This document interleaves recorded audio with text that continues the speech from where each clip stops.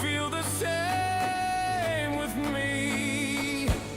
On the other side of the world, where no one can see. You are the war king, ruling the flame, casting the shadows, calling my name. Through fire and fear, you stake your claim, a crown forged in battle, forever to reign.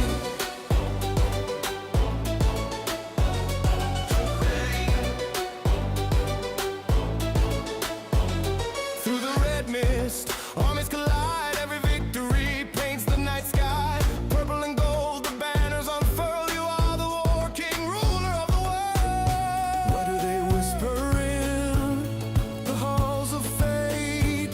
Your name etched in stone, sealed by the gate. Every step you take, kingdoms quake. The war king rises, let the heavens shake. Is it 'cause you feel the same? When the stars fade out, will they chant your name? A sudden pause, then an explosion of trumpets and heavy drums. You are the war king, ruling the flame, casting the shadows, calling my name. Through fire and fear, you stake your claim, a crown forged in battle, forever to reign.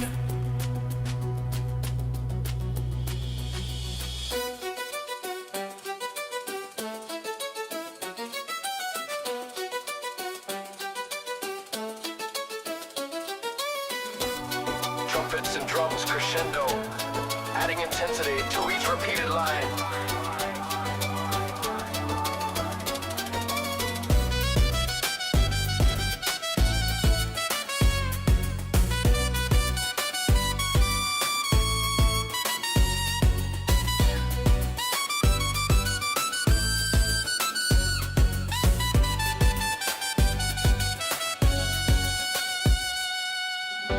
Is it 'cause you feel the same?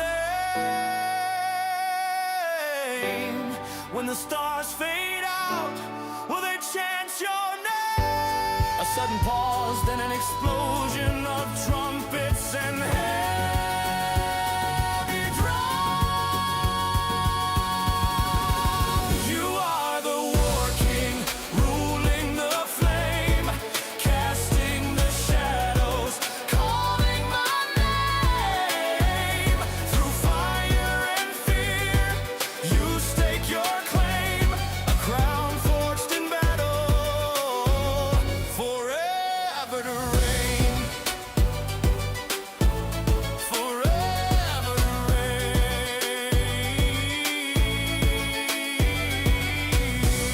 Trumpets and drums crescendo, adding intensity to each repeated line. The war king stands, his kingdom unbound. Through endless ages, his voice resounds.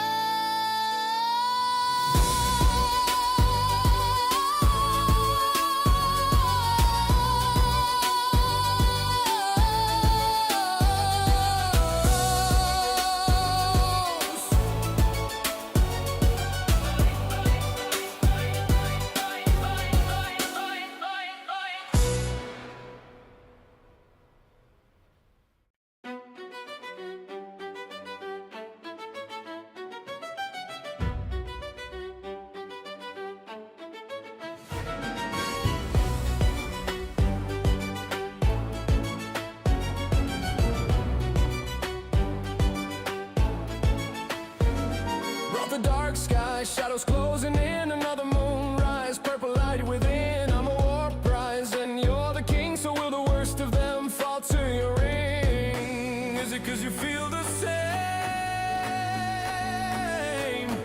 Is it 'cause you feel the same with me? On the other side of the world, where no one can see.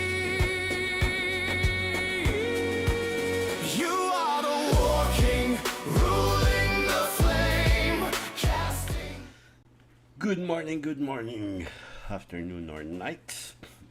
Good morning for the stream.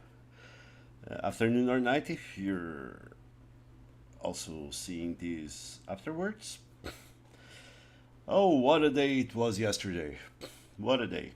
Um, and what a day because of a few things. Um, First of all, we got yesterday was the, the chess gods had in store for us 2 wins and 1 draw. Um, Particularly happy with the second win, um, that we were playing with blacks, and we actually, if you saw yesterday's video, I was kind of pissed off because I was into the King's Indian, which was thrown at me in the first 2 games.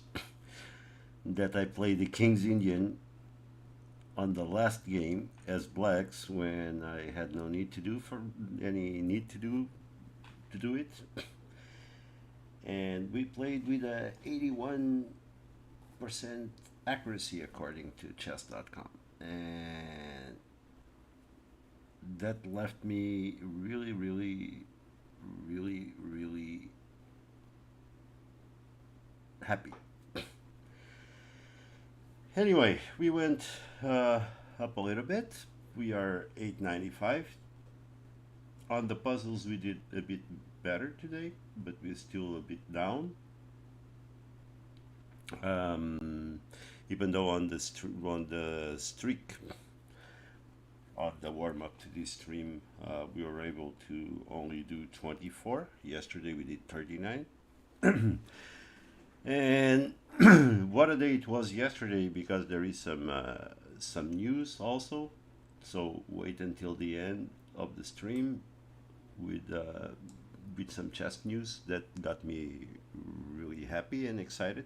And we'll talk about a few things that I've been meaning to say. Okay, if you're not used to the stream, if you're not used to these videos, in the end, I always speak about some chess news or some GM, and this is kind of a road also for me to reveal which is my idol chess player, the person that I that I really look up to and that I've looking up to for a long time. All right, so I guess this is time. We had a new subscriber yesterday. Thank you so much for subscribing. Also, if you see my videos, I never ask people for that. I think it's kind of ridiculous. Um, but I do appreciate if people do it, and I recognize them. So thank you so much. Okay. With that said, today is Friday. Oh, finally it's Friday, Friday. I hope you guys having a good Friday, and the weekend is approach. Again, as I always do, I always plan on the weekend to do some deep dive into my previous games, especially the games that I lost. Let's see if I can do it this week. We are starting the stream a little bit later than usual. This time in the morning is well, it depends on what happens during the night and what time I wake up and prepare and try to be on the right emotional spot to to play. It's it's been a fun road, and it's going to be a long road to 1,400. Uh, Actually, if you guys haven't seen it, in YouTube there is a video interview by Dina Belankaya with Grandmaster Ben Feingold, which I talk about him a few videos ago, and it's a very interesting interview. Feingold being Feingold as usual, and Dina Balankaya had a really good interview with him. It's on YouTube. You can look for it. It's interesting, and especially because he talks about people that come into chess and have chess goals, and that you should not put your goals way ahead. He also says that it's impossible for a person after a certain age to become a grandmaster, and that you should not set that goal for yourself if you're a certain age. And I kind of agree with him. And I was kind of thinking if the 1400 goal that we set on this series, if it's not really too high, if we should have first do 1000 and then go 1200, 1400, and so on. Well, but we started like this and we're gonna keep it like this. Anyway, perseverance, persistence, it's all. For the few of you that are here, welcome. And we are going to check our games for today. We're gonna see how we're gonna do. What I used to say the chess gods have in store for this Friday for us. Trying to play relaxed, and we'll see what happens. Okay, the usually 15 plus 10. And let's go into our first game. Let's play chess. Let's see. Okay, starting our first game, you play as white. Okay, we're gonna do our usual stuff. Our opponent plays pretty quickly.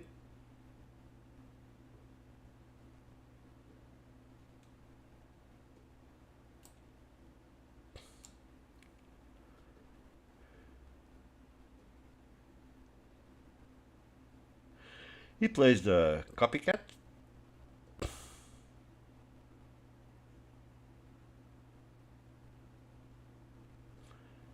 So let's develop.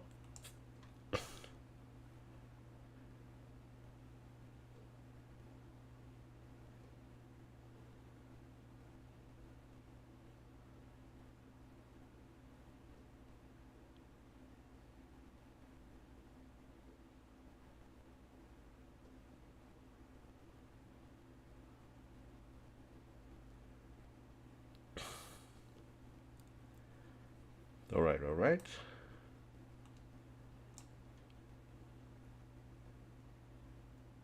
We just do the normal London development.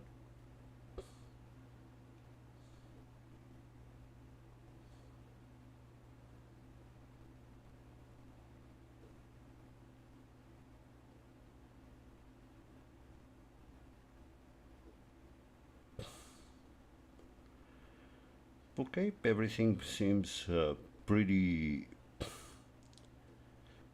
normal up to now.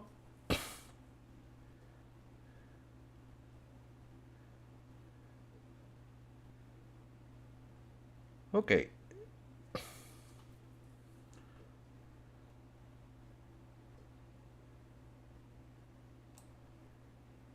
Let's move our bishop there, ready to castle. I'm not afraid of this exchange. I think it's beneficial for us.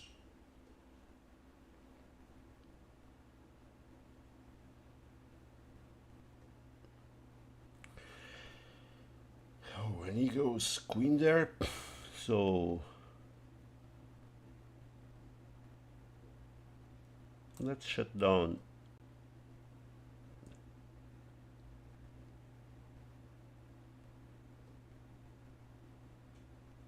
his queen. I'm not sure about this one. I'm expecting this exchange here.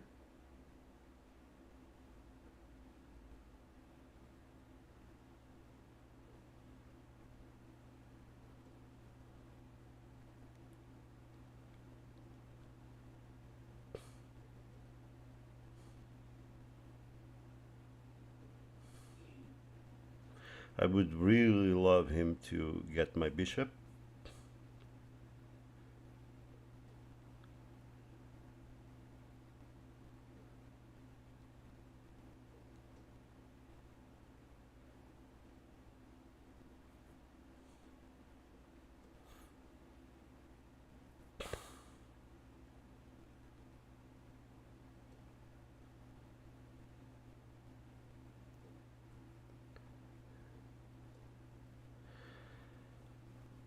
Okay, he doesn't want to go that way.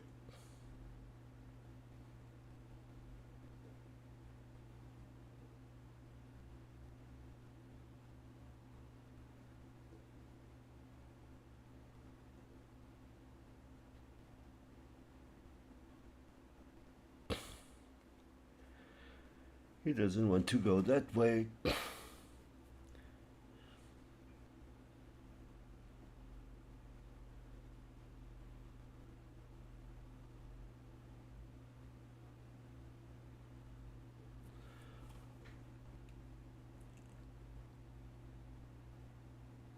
So if I take it,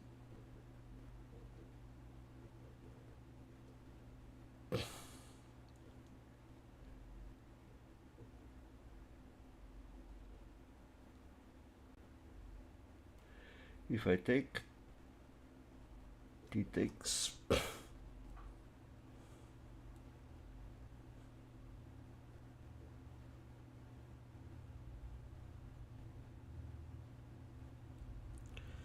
If I take, he takes. So which better way to take it? Take it with the pawn?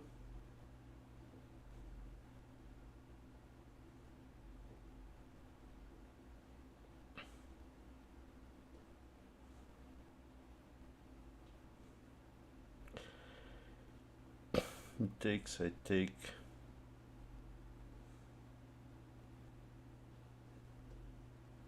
I take it with the pawn, he takes with the horse. I take with the bishop, he takes with the bishop.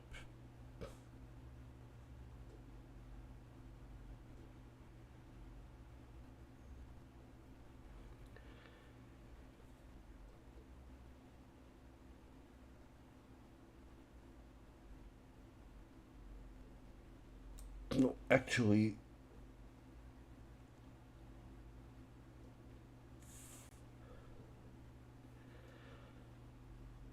let's retreat.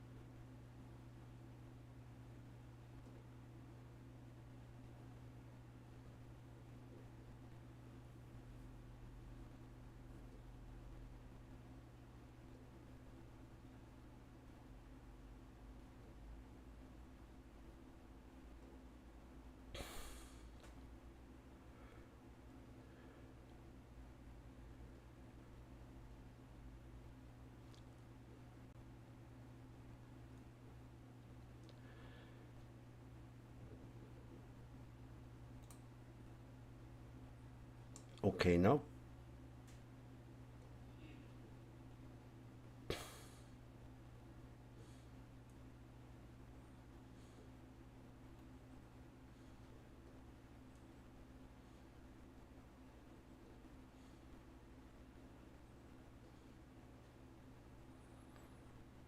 Okay, any castles?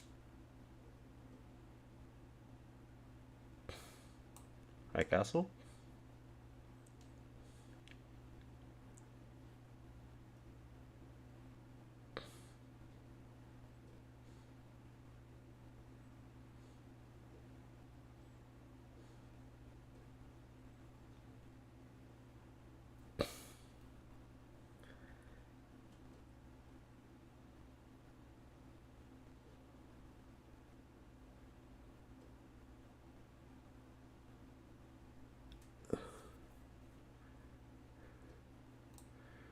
Let's reinforce this.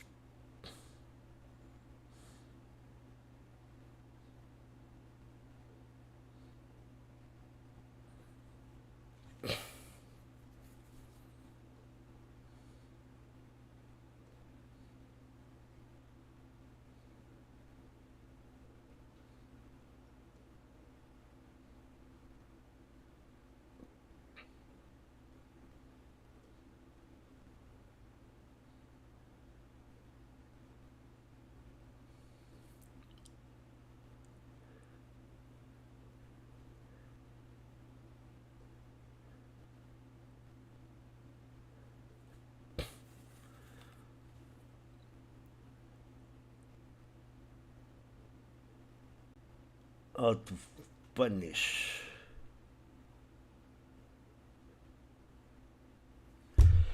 Okay, let's try a move here.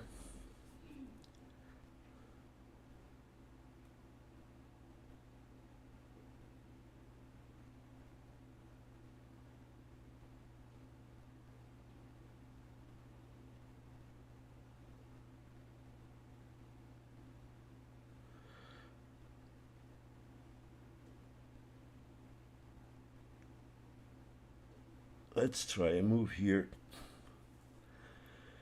So he has 1, 2, 3. I have 1, 2.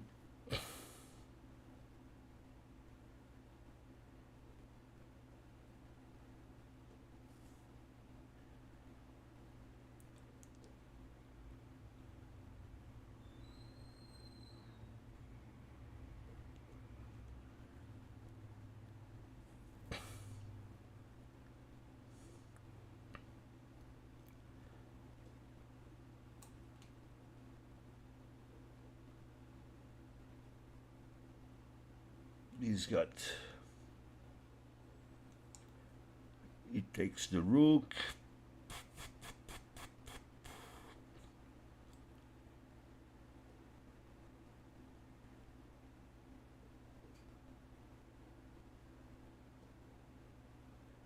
How to convert this?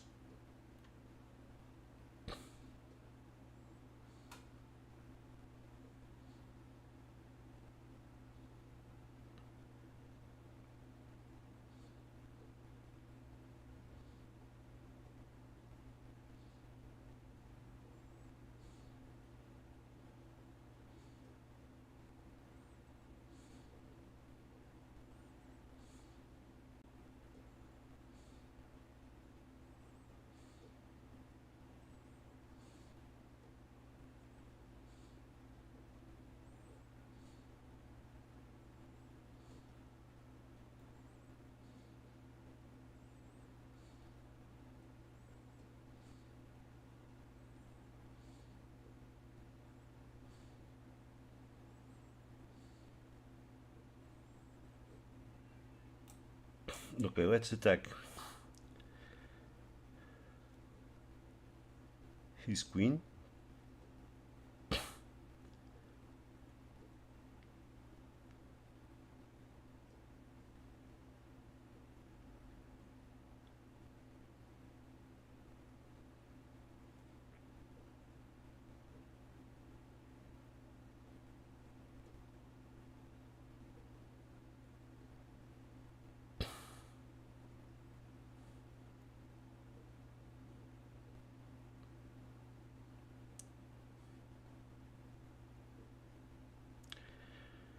Okay.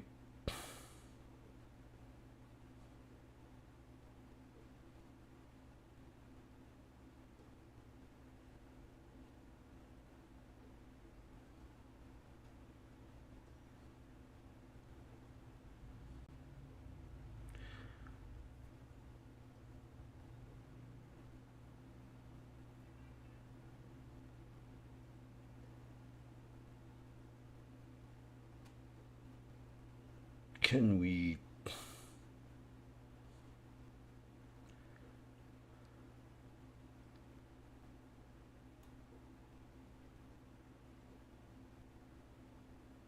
I think we can.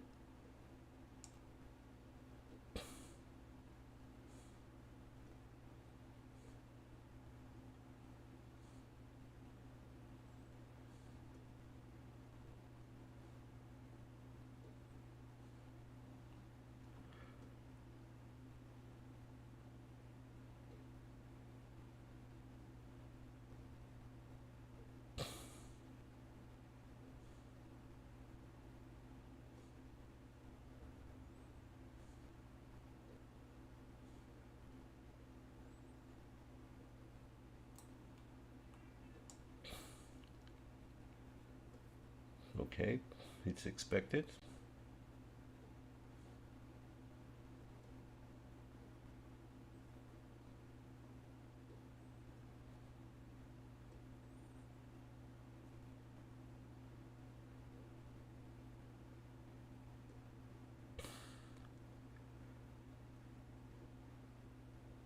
Let's attack his rook with a knight.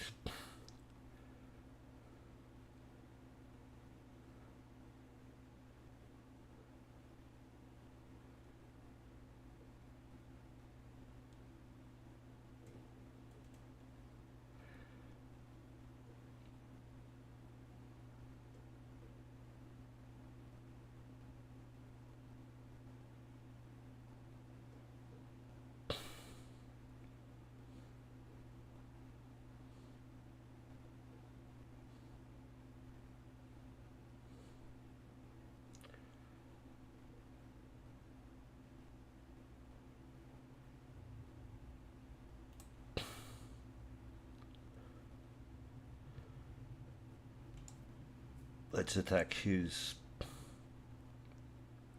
bishop.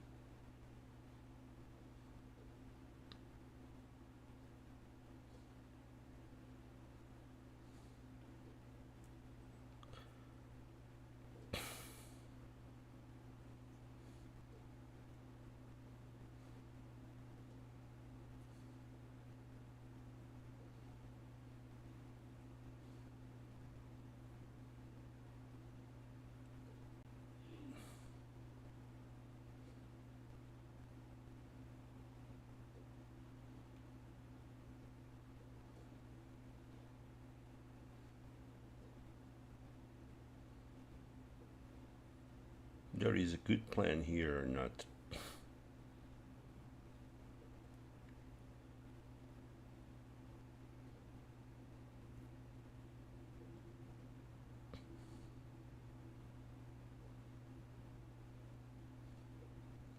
His queen is threatening to come here.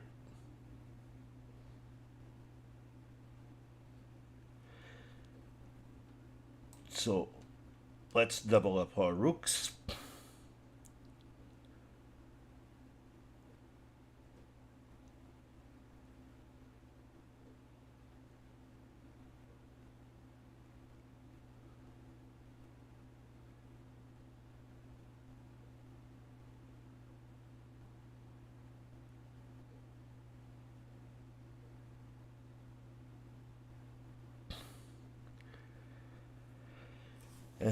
To put them on the same line. Hi, Elliot. Highly educated. Nothing. Thank you for your subscription yesterday, and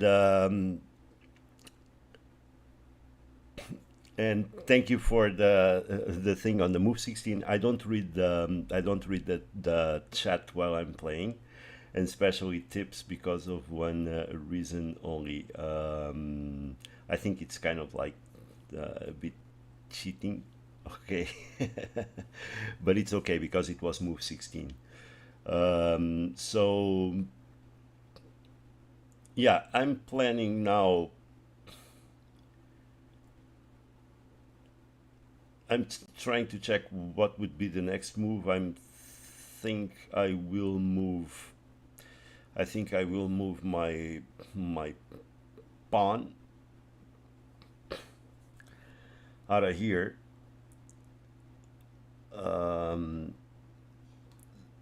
Because this bishop, it's no threat if I have everything on black on black on black squares, and my bishop is a good bishop.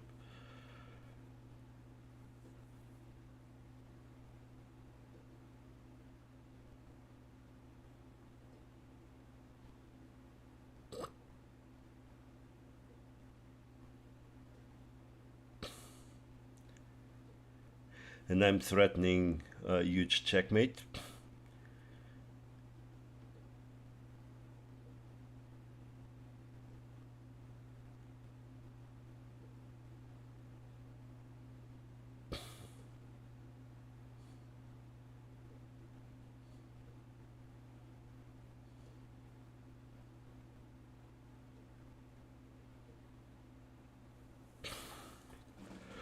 So he wants to trade.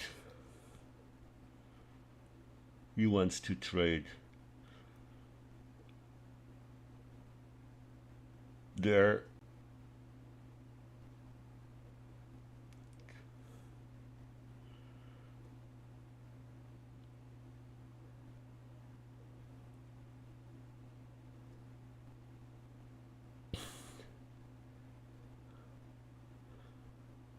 And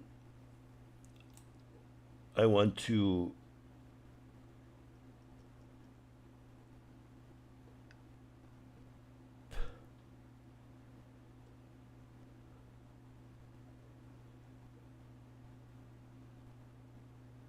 just impede the knight to go there. With queen coming here, I just want to avoid this move.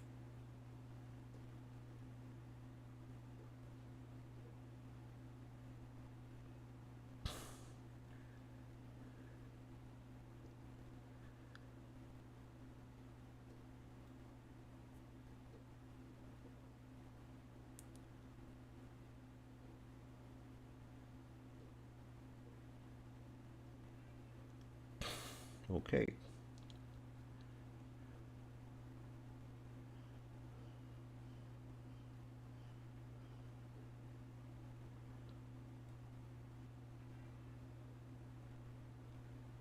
Now things are getting complicated. I don't like this knight in here at all.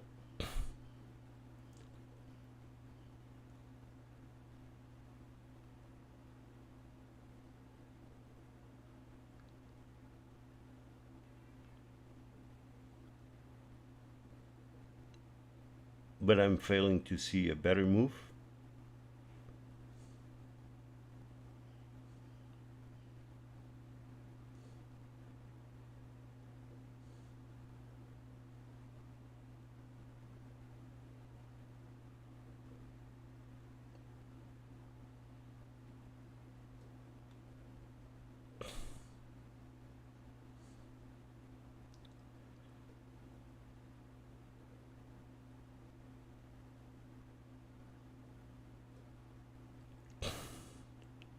I'm failing to see a better move.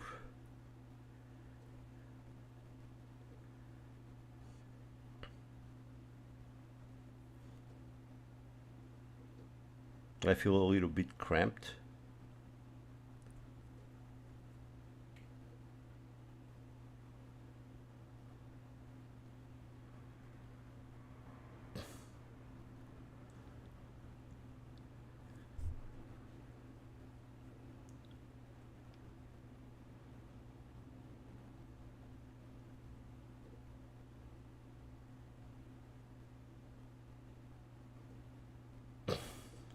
His knight is ready to come here, to come here.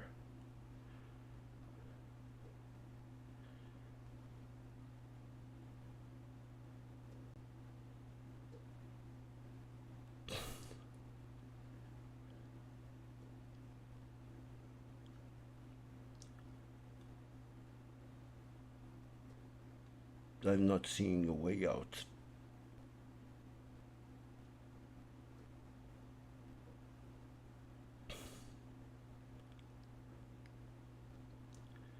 I'm really not seeing a way out.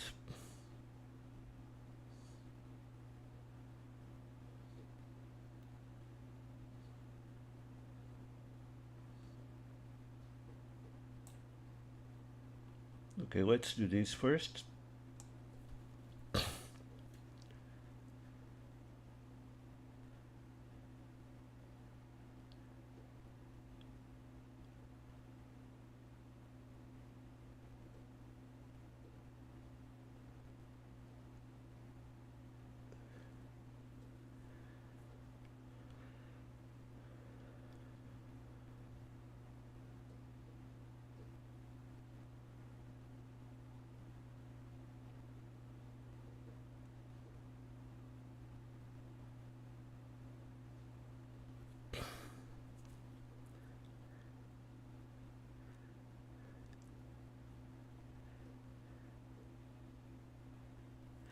And I'm 3 minutes 23 against almost 9 minutes.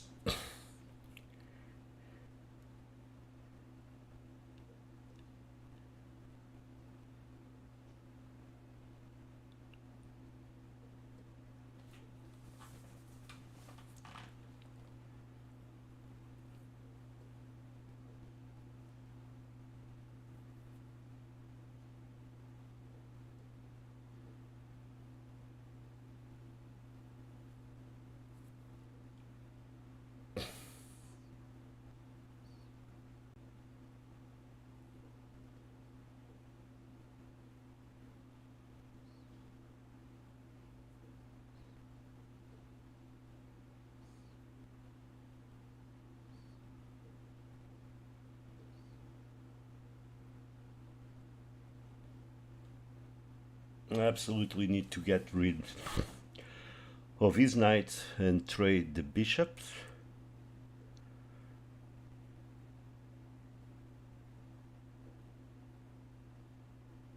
Okay.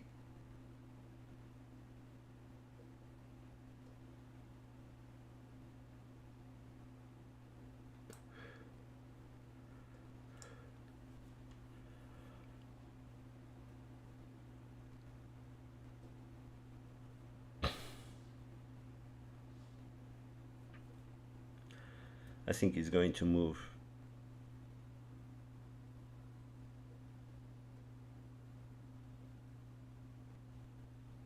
this pawn there.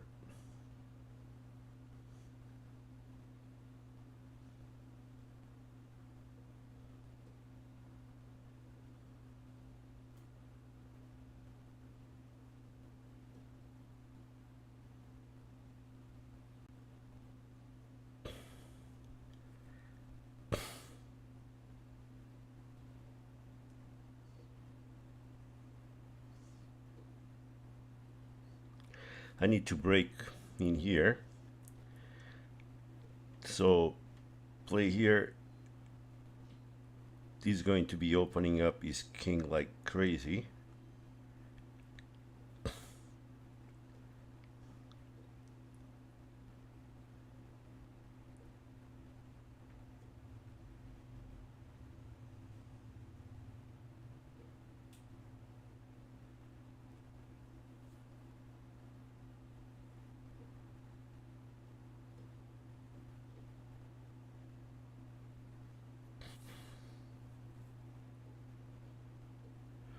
All right.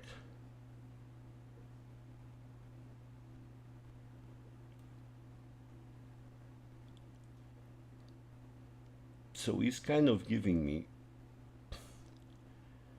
a bit of what I want.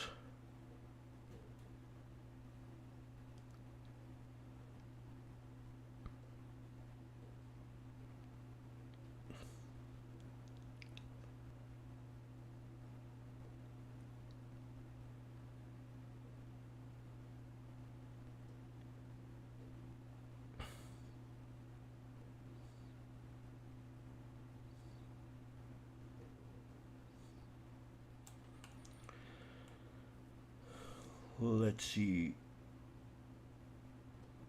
how this goes.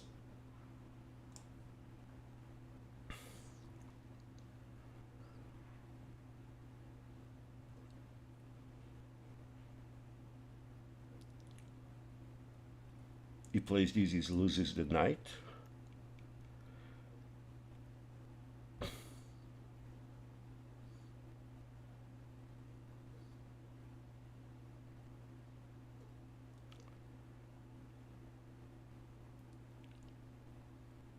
Okay, he protects very well.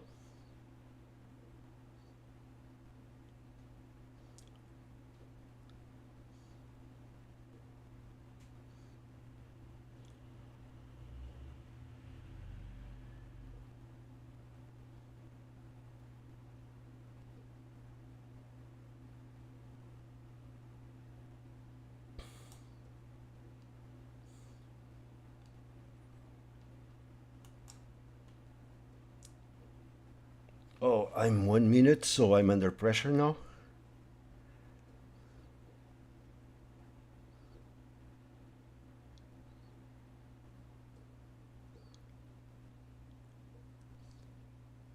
And I'm here going on a fork.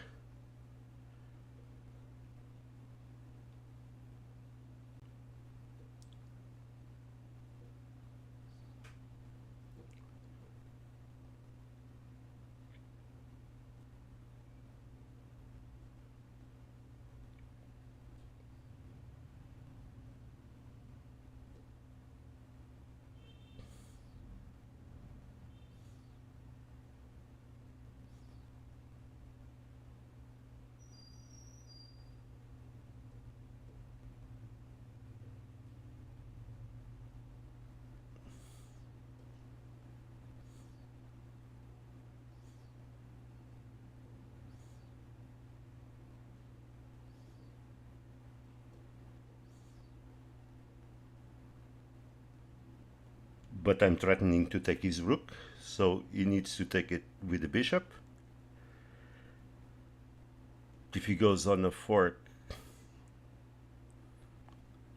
I eat the rook with check, then he doesn't have time to get my queen.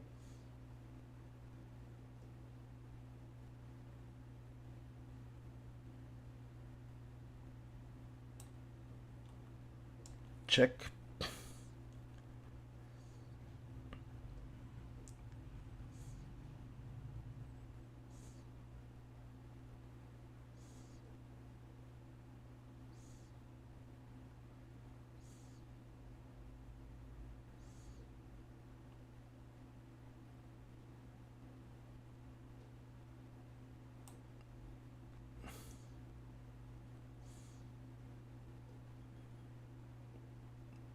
And there we go.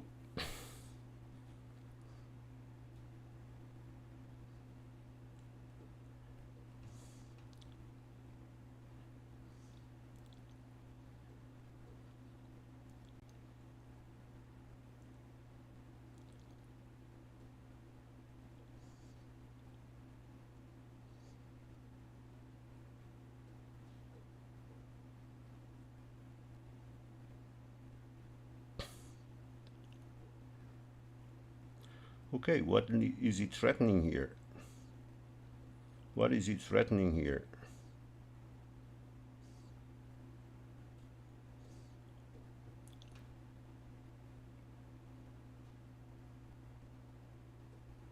What is he threatening here?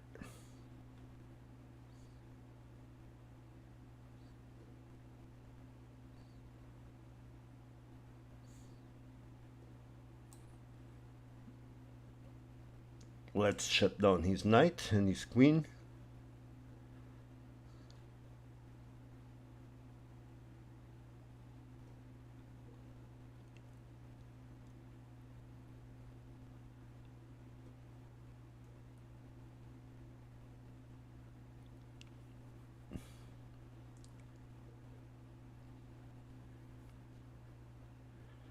I shouldn't have done that. I shouldn't have done that. I shouldn't have done that.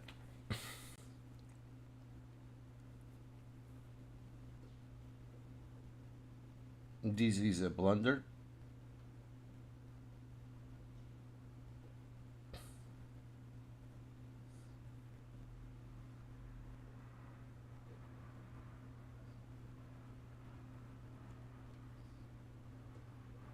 This is a blunder. Damn, I should have moved my rook here.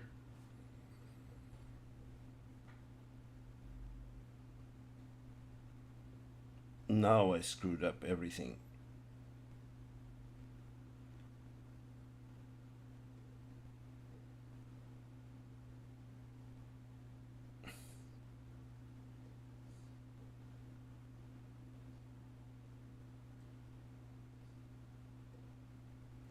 Yeah, it takes, threatens my queen.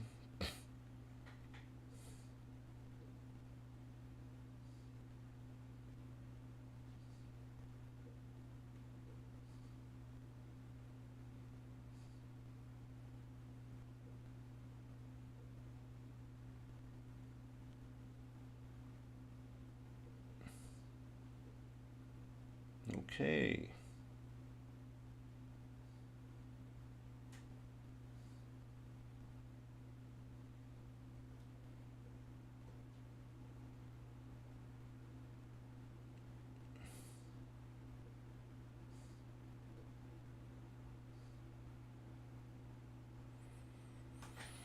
Okay, he's thinking here.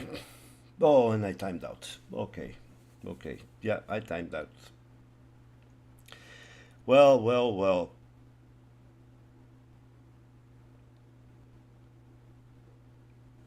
Yeah. Yeah, I timed out. I timed out. I timed out. I think this was a wrong move. I should have lifted the rook. I should have lifted the rook. Um, then attack his queen. This was a mistake. Definitely.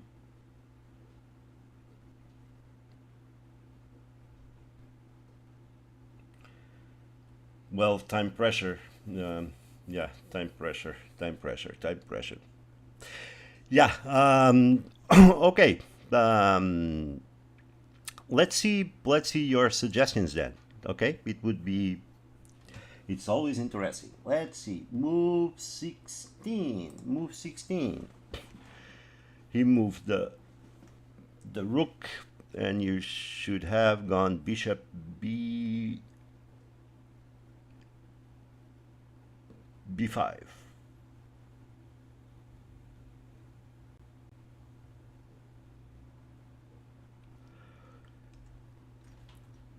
You're suggesting bishop b5.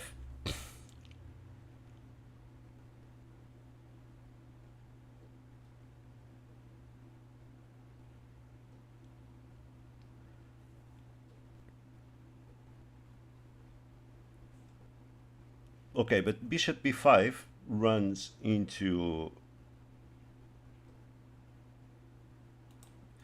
an exchange of rooks.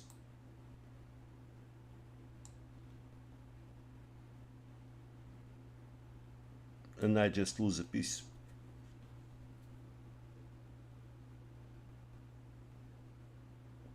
Am I seeing it wrong?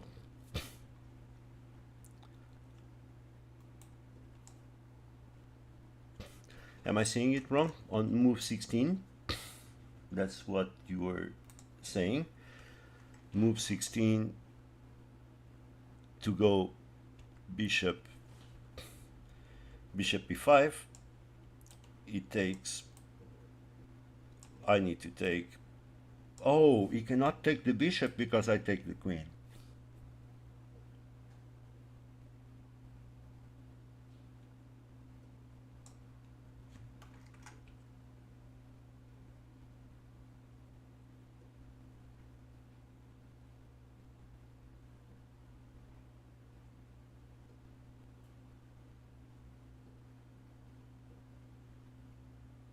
Okay. What is the counter? Exchange of rooks. Let's say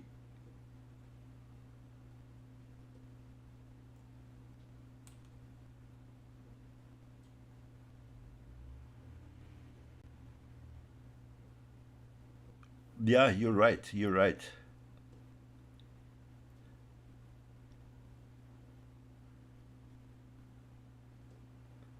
No, no, it was not. You're right because if he puts the rook here,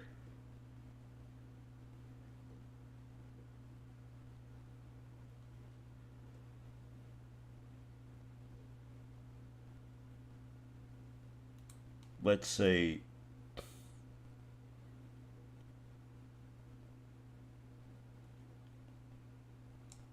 I exchange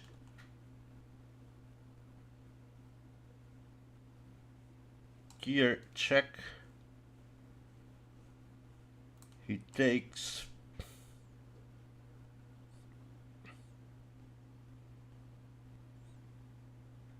It's mandatory to take here.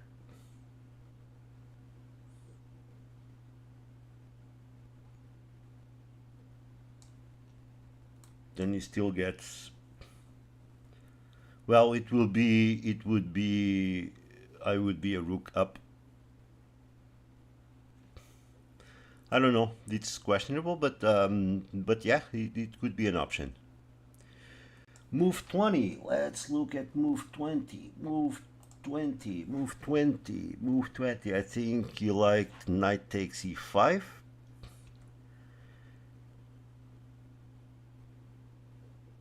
Knight takes e5. Knight takes e5.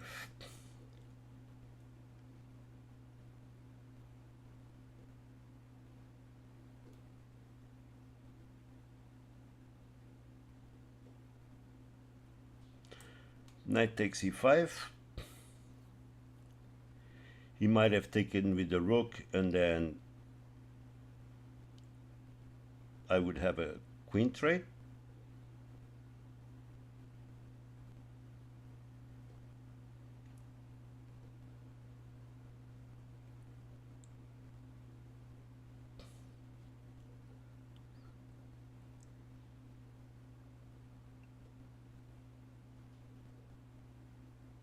What I was scared in here,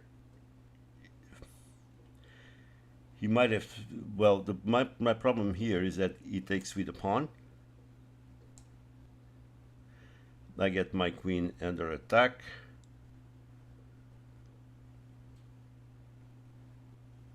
But I definitely shut him down here.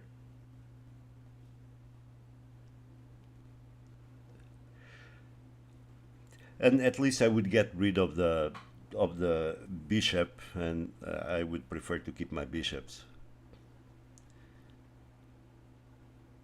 That's also a good suggestion.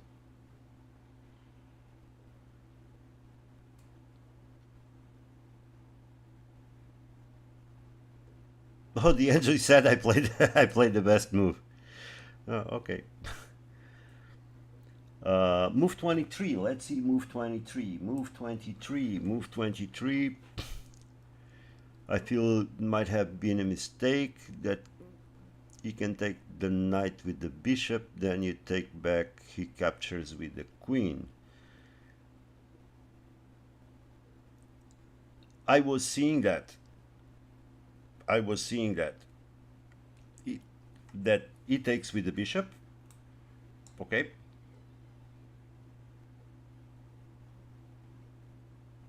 But I have a counterattack on his. I take with the rook. He's forced to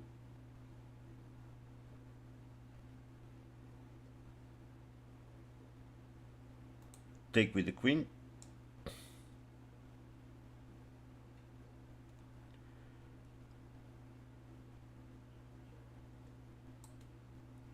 I take his bishop. Now he forks me.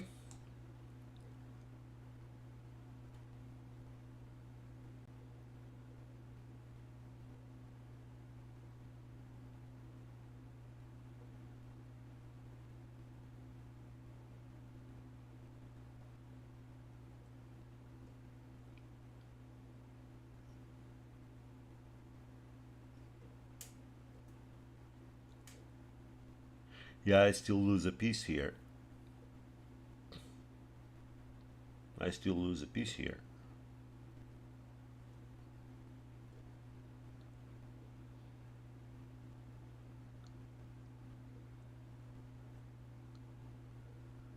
But let's say, okay, since I'm losing a piece, I'm losing a piece. I take with the bishop. He takes with the pawn. I check.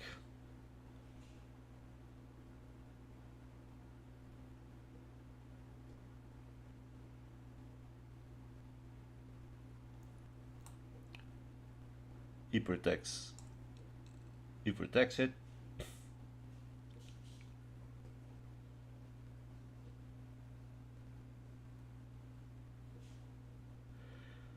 I even if I exchange queens, I'm down a piece.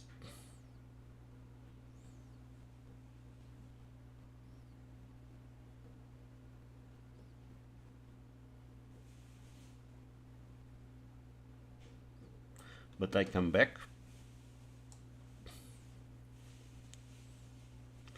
Threaten his pawn.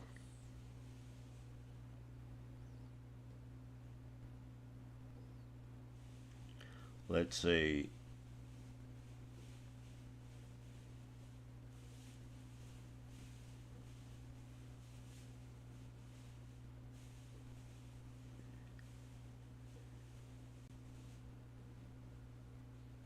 he comes here with check.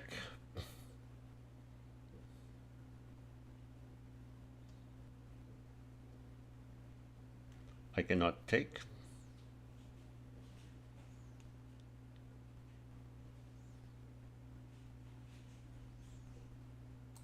I just move my king.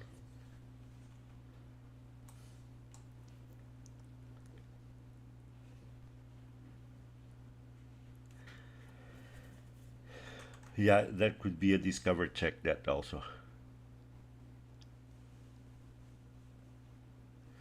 He could have moved c8.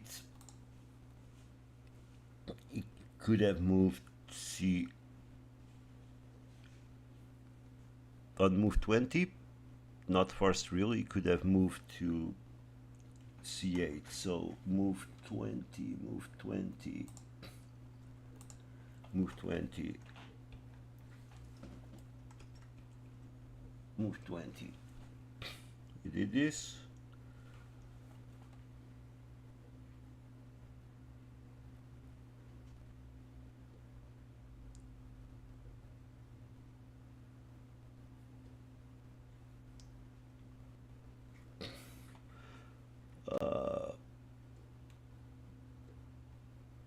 No, we were now analyzing this one. He could have moved the rook here. So instead of doing that, he would do this.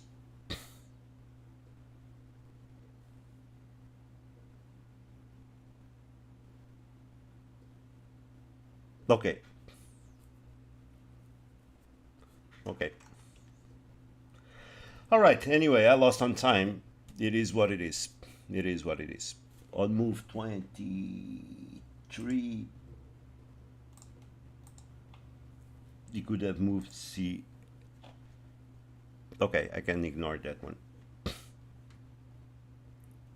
Okay, because even here, when I moved the knight here, when he moved here, okay, even if he just did like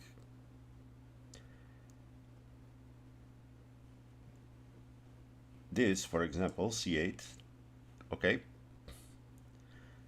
I was going to sacrifice my knight. We check.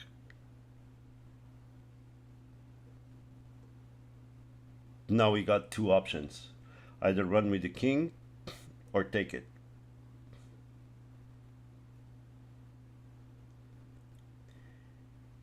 If he runs with the king, he runs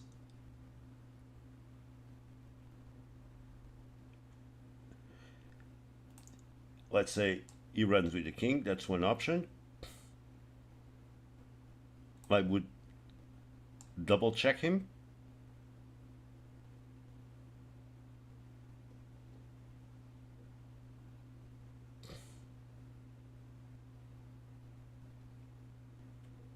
He would run here and I'll take his knight. I don't see any counterplay right now.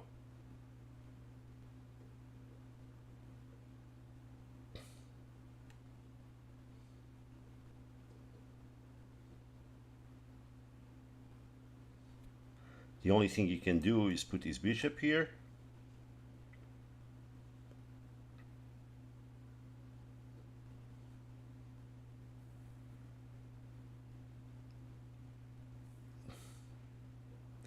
No, he can defend. He can defend with the bishop here. I can take. He takes with the queen.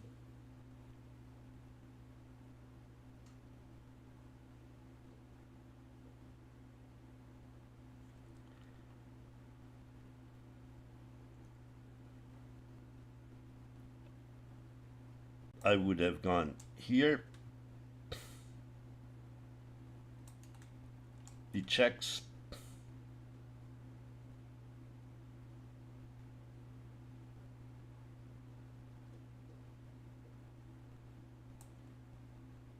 I'd move here.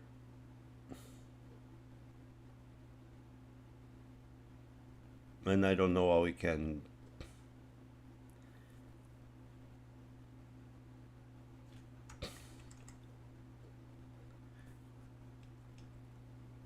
Queen h7, I'm looking for that mate. Oh, queen h7 here, it's not a mate because I have his knight here.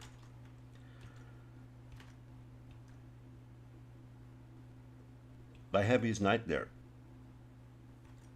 I cannot. Let's go back. Okay. So after knight trade, okay. So that's the variation I was looking at it. So that was the, let's see, where is the variation I was looking at? It was here. In this position, I take, but he has bishop. He can defend it. He can defend it with the bishop, right? I cannot go. I cannot go h7 because of his bishop. Oh, wait a minute. No, I cannot go bishop h7. I cannot go.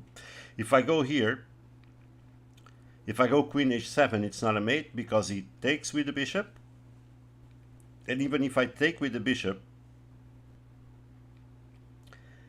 his king hides. Even after knight trade, he can defend with bishop. Am I right on this? Did you see this, the sequence? So on this position,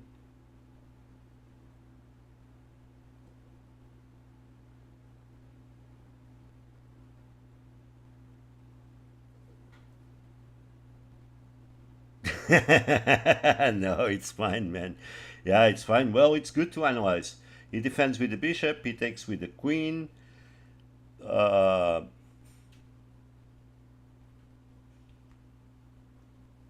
best attempt is to take there with the rook, I think. Because if he moves his rook, I have a. Let's say he takes the rook. I check him. Only defense for him is here.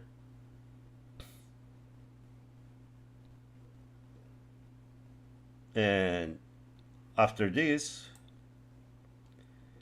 what is he going to do? How is going to defend here?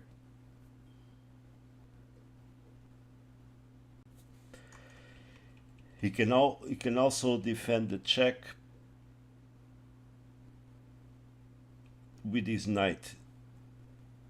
He cannot, in this position he cannot, because there is a double check. I'm checking with the queen and there is a check with the knight.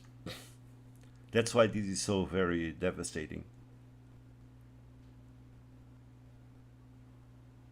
Because if he moves his king here,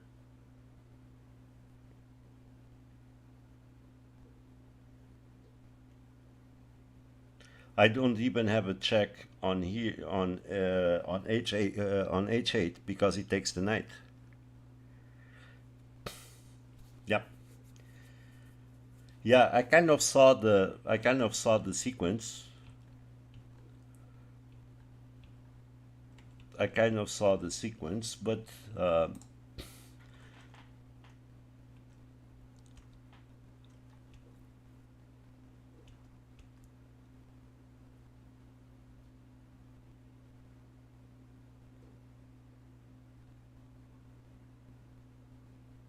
I failed to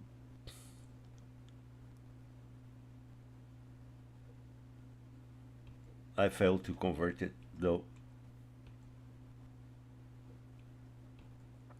So here I see I can save my queen. Maybe it was a mistake to bring the queen all the way.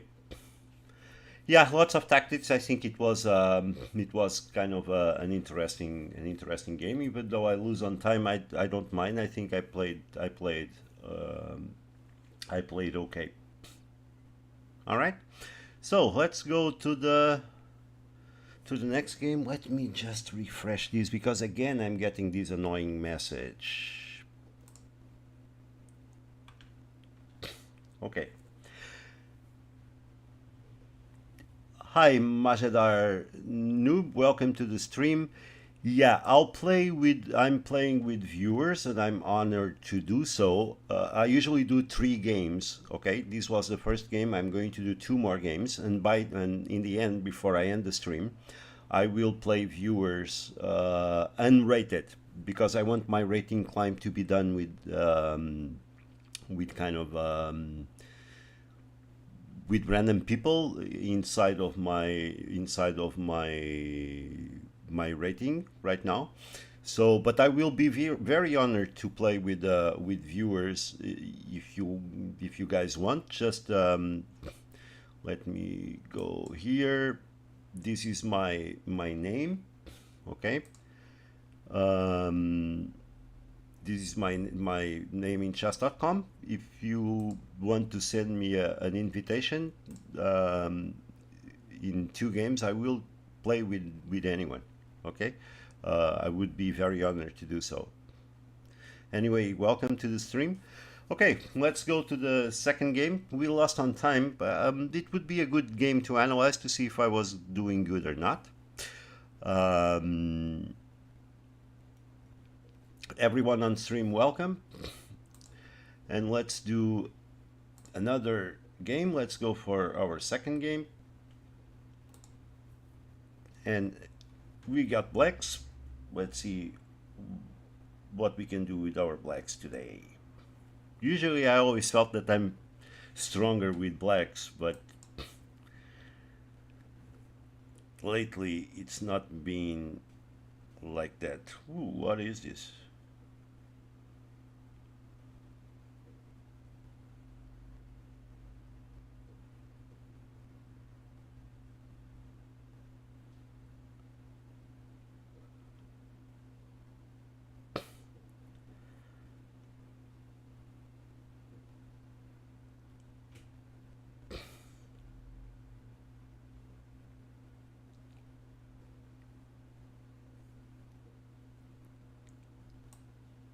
What is that?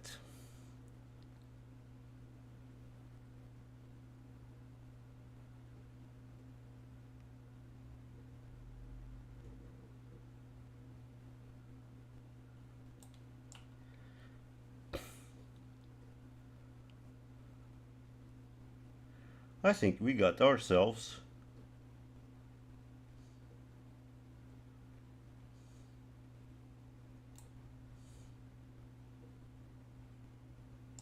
a very naughty opponent.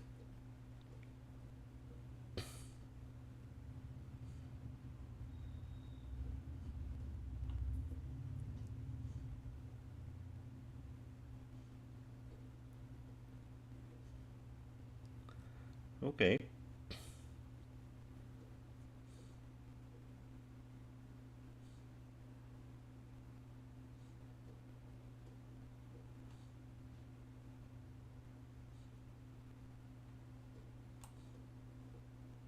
Let's get you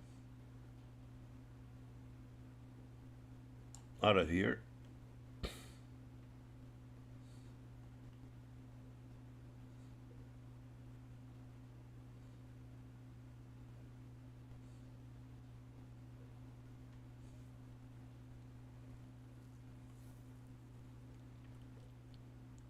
I could have traded bishops, but I'd rather trade knights.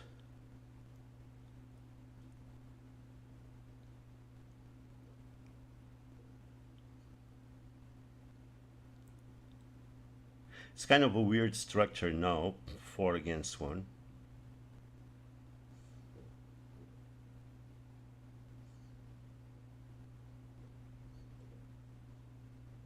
But I got 4 against 3.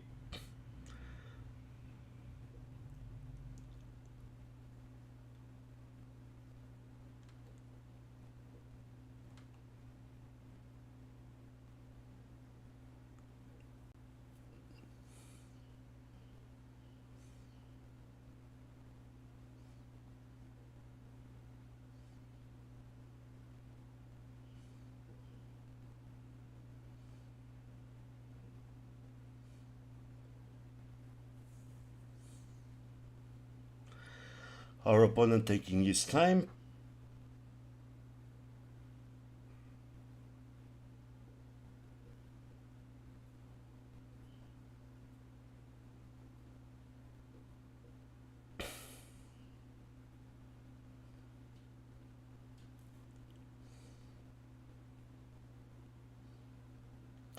So you want to get this pawn.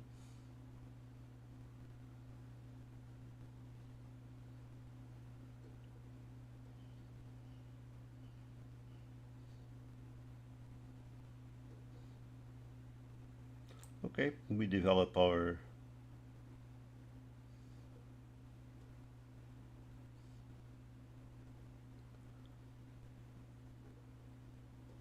oh, he's still going for the same tactics.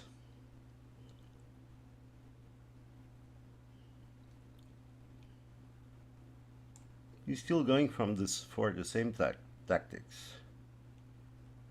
He wants to come here.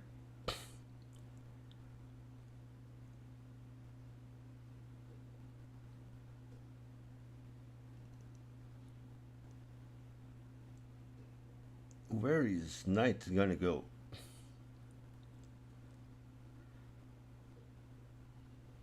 Okay, let's attack his knight. I think I'm bringing the queen up too early.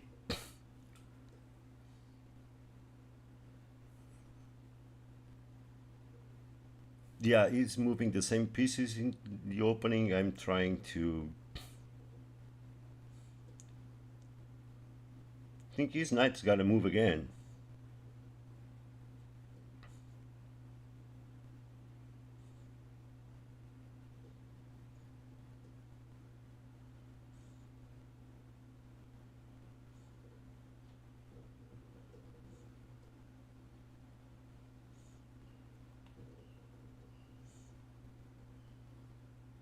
You gotta move pawn here.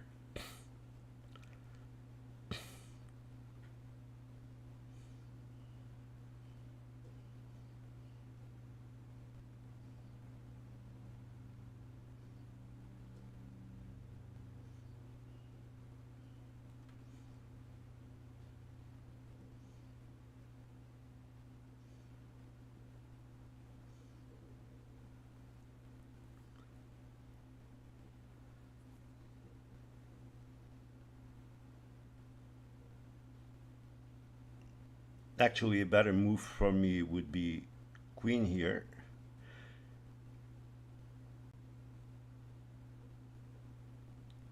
To maybe check him. But oh man, oh man, oh man.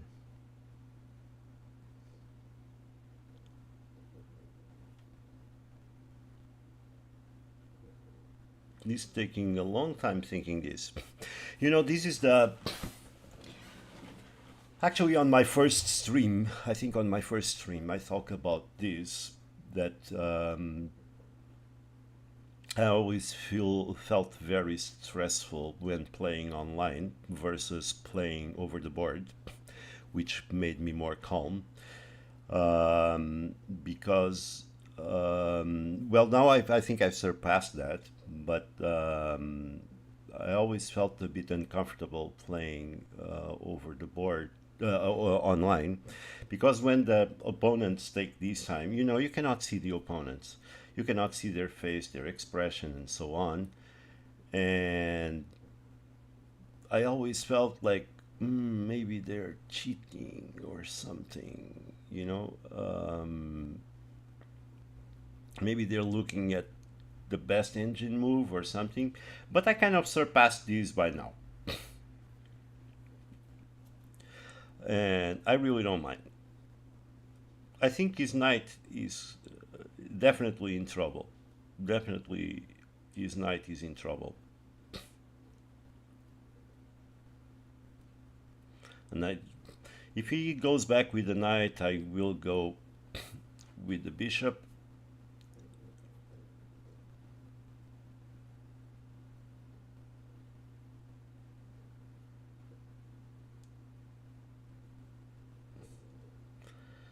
Just to get the bishop out of danger. and normally develop my pieces.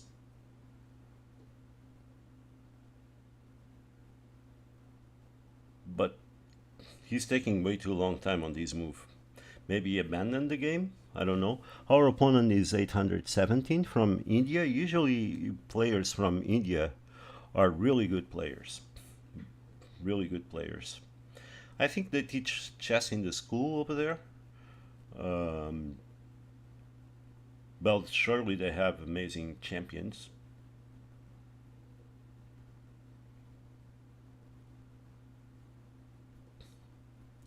Unfortunately, our opponent seems that he maybe have abandoned the game. Maybe it didn't go his way. Well, the only move he's got right, basically has four moves he can make.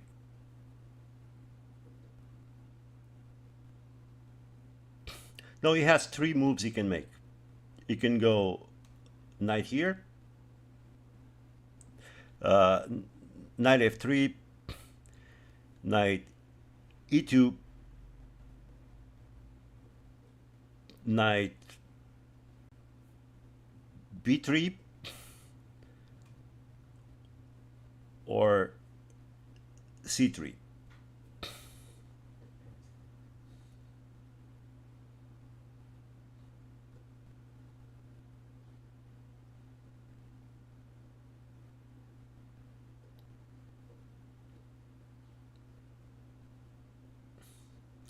Yeah, probably you went to have some.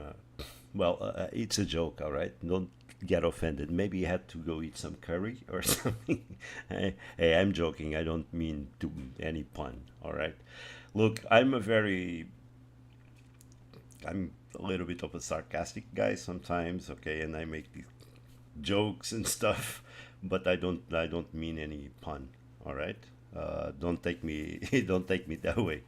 Yeah, but it seems that he abandoned the game. Uh,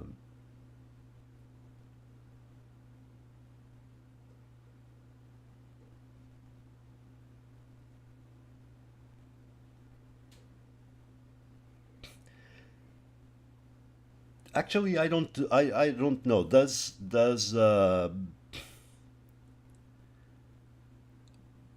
how long does do the clock runs out, or they? Oh, disconnected. Oh, he was disconnected. Yeah. So winning in 1918. Okay, as you guys know, that's not the kind of win I like, because maybe some problem with his internet or something. Well, that's not something I'm proud of. That's not something I'm proud of. Anyway, that was it. I it's better a win than it's better a win than a loss. Okay, there is not much to analyze here, right? What do you think? So I played my usual Caro-Kann.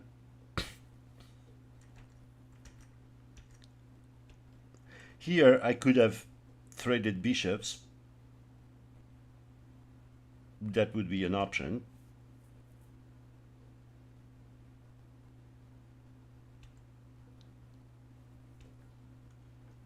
Here I could also have restricted his knight immediately.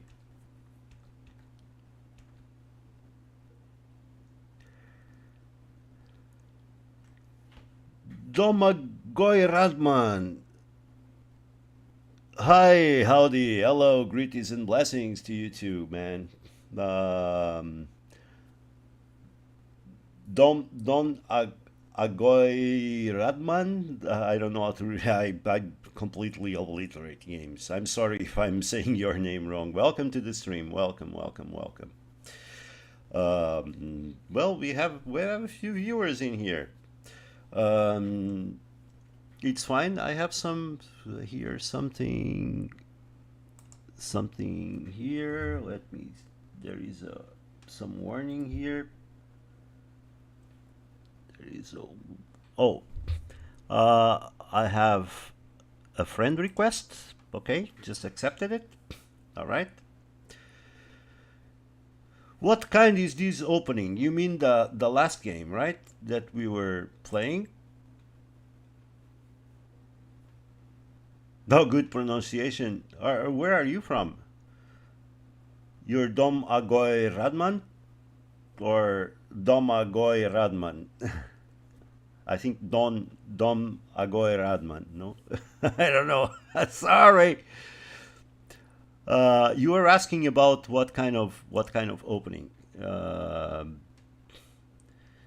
on the game on the last game. So you mean, oh, hey, I'm so sorry. I'm going to offend you again. I don't recognize the flag. Sorry, sorry, sorry. I don't recognize the flag. Okay, you were asking this, what kind of opening was it, right? Uh, I don't know what the heck my opponent was doing. Okay, um, I was playing the Caro-Kann. That's my favorite opening for black.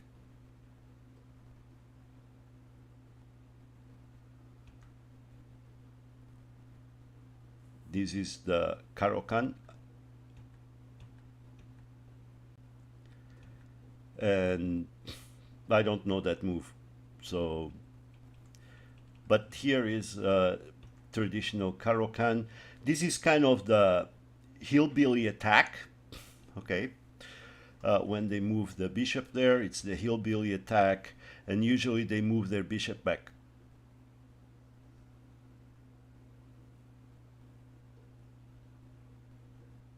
No, for blacks, I'm doing the Caro-Kann. Yeah, the hillbilly attack.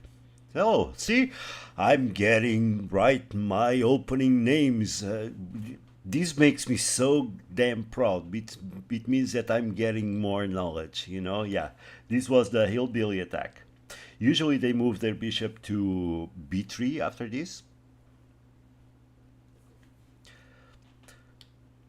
Uh, I don't know how old you guys are, uh, but let me tell you a fun thing about Caro-Kann. Caro-Kann. So the Caro-Kann, in the old days, I'm kind of an old guy, all right? I was living in the USA, and there was, oh, Croatia, Croatia, Croatia, Croatia. Yeah, I'm Portuguese born, so do you guys, yeah, in Croatia, you guys don't speak Russian, right? You don't know privyet, privyet. Uh, but I think no, and that's not also Norog. It's not also Croatian. No, I think that's something else.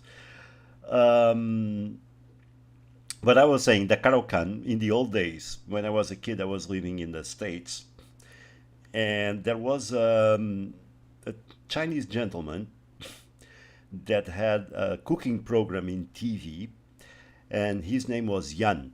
And he would say, "If Yan can cook, so can you." And it's the "If Caro can, so can I." Okay, just a stupid that's joke. All right, so this was the hillbilly attack, but they usually go b3 after this, and I think we take here. Um, I think we take here, or we might even. Yeah, I think we take here. We take the pawn.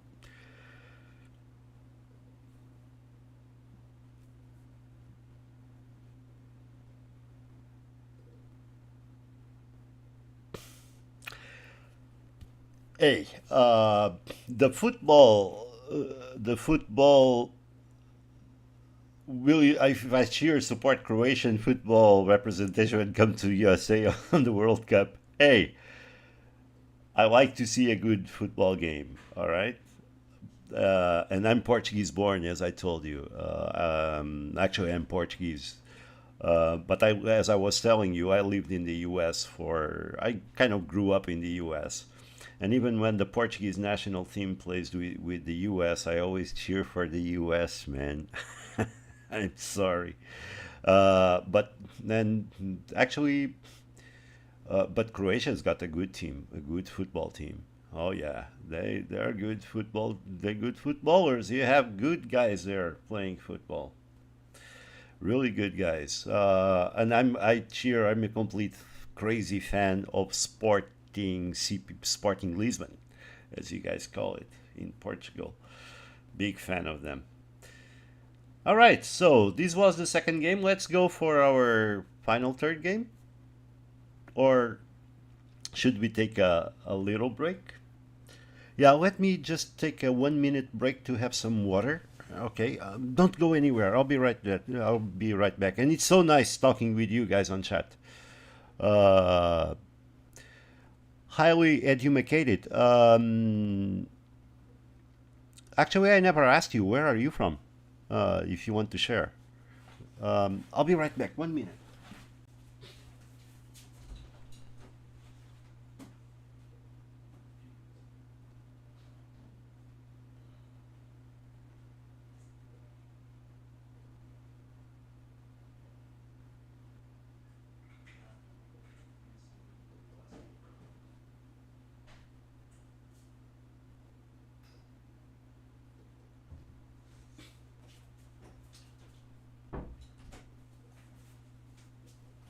Oh yeah, you're from Canada. I remember that. I'm back. I'm Canada. Been there a couple of years ago in Toronto. I'm sorry, in Vancouver, not Toronto, Vancouver. I was there. I was there.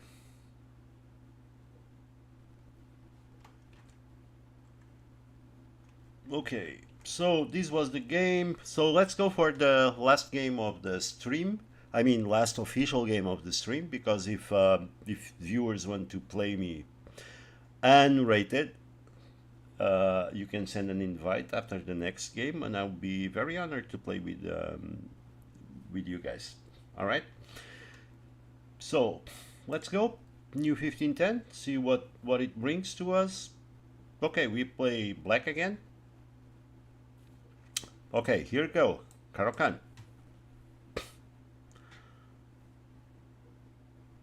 Let's see if our opponent knows.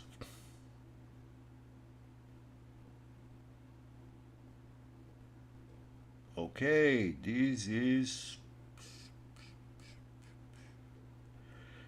a bit different. This is a bit different.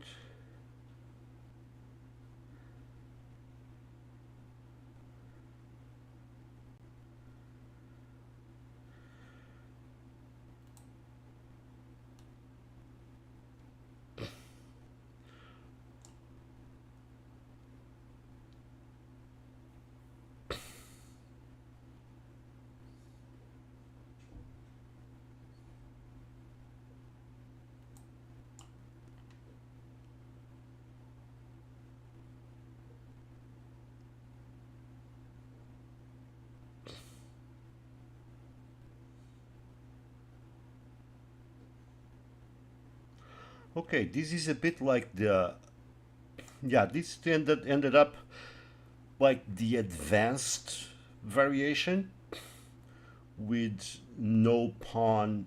Yeah, this right now. It's about the advanced variation. Okay, but there is no pawn on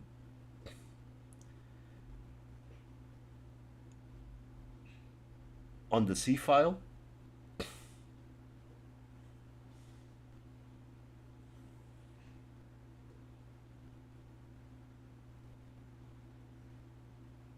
And I'm going to make a move here that is not natural for me,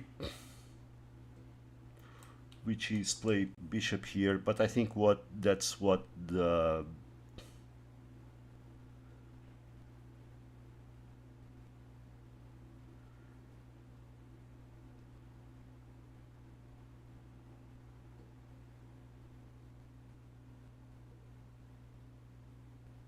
That's what it's recommended.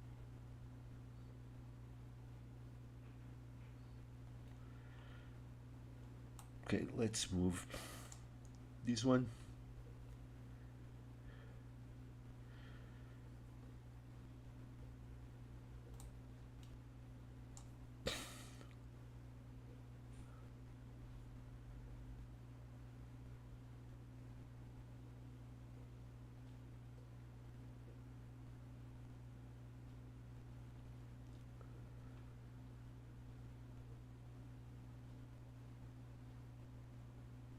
We don't need to.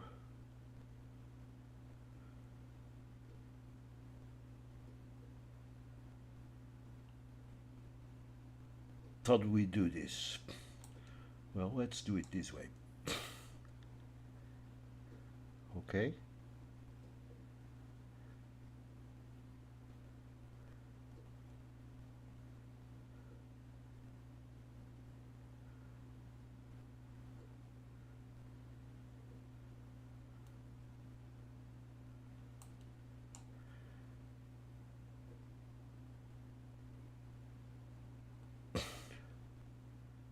I know I moved twice my bishop.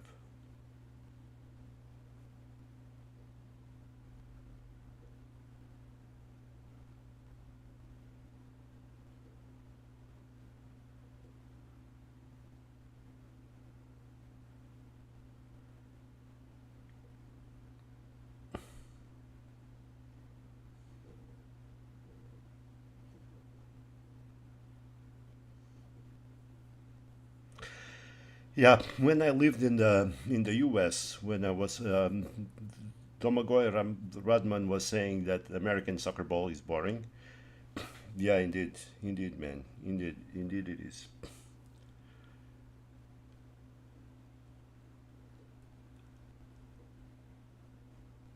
Okay,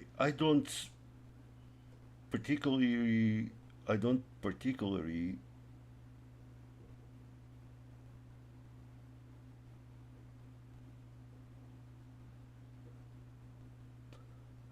I know what he's trying to do, but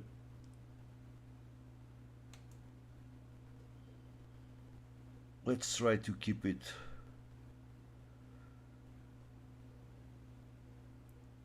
flexible.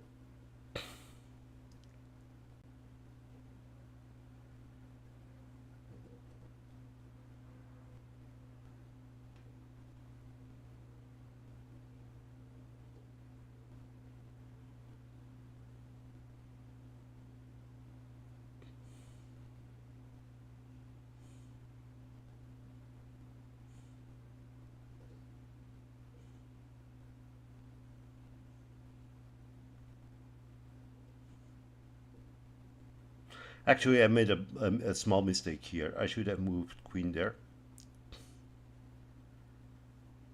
Okay.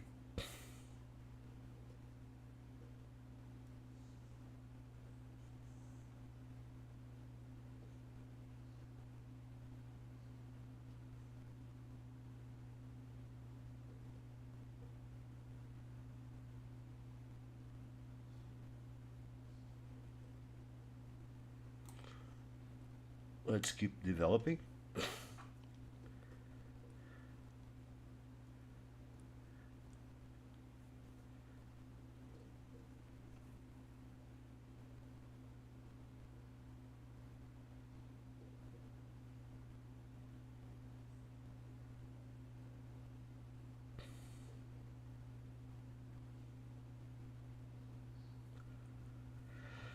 Um, I'm struggling here with my bishop. I'm struggling with my bishop. I need to get my bishop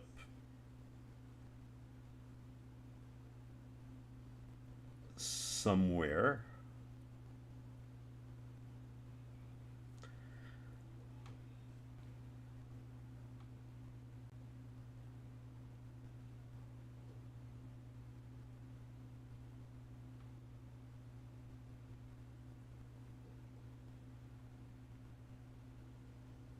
Do I want to trade the bishop here? That's the question.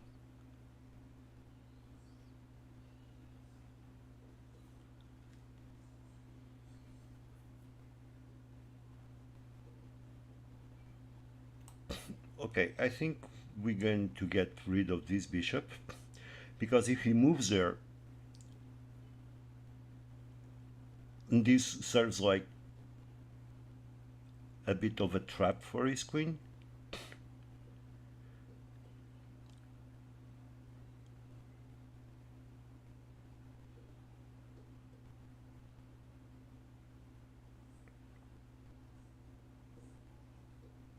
Then if he moves the bishop there, I'll move my bishop here.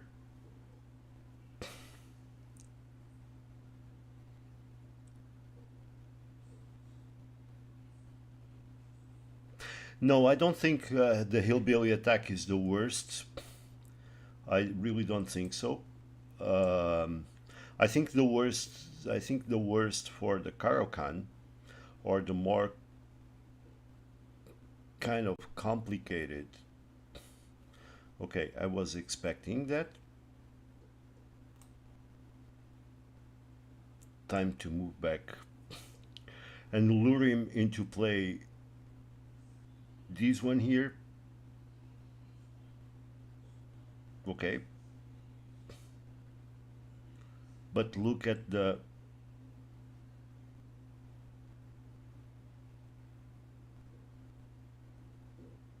benefits of it. If he takes my knight, his queen is heavily under attack and his queen is undermined.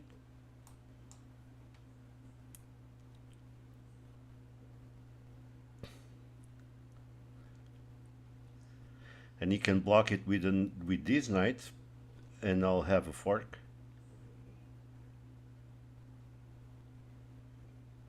So eventually I'll get my piece back.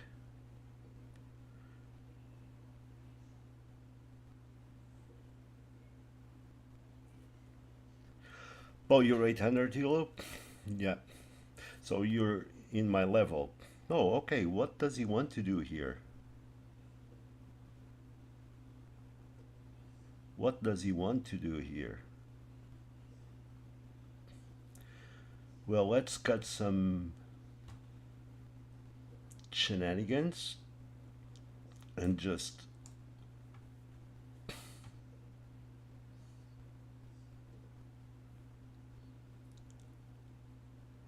oh, I see what you want to do there. I see what you want to do there. You want to take it with the rook.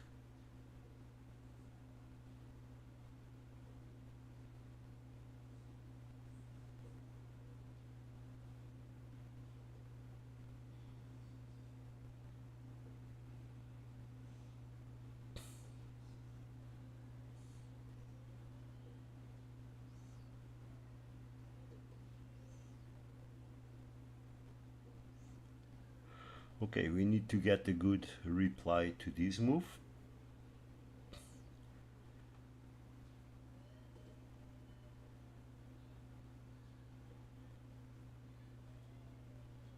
Then I think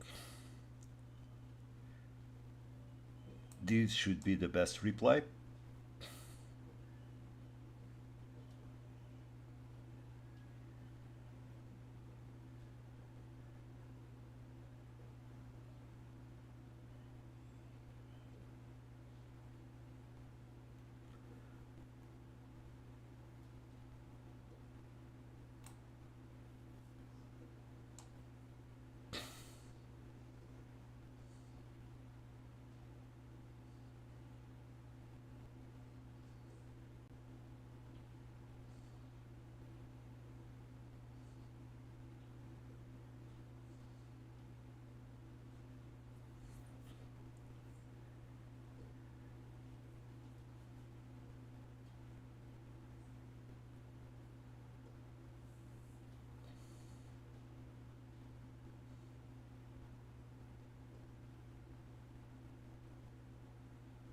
It's getting a little bit complicated position.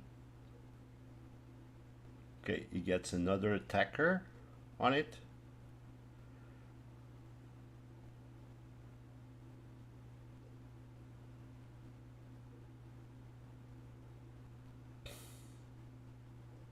So we are having 2 for 6 pawns, 2 for 5 pawns.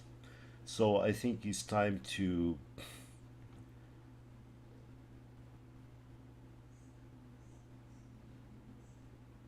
trade pieces.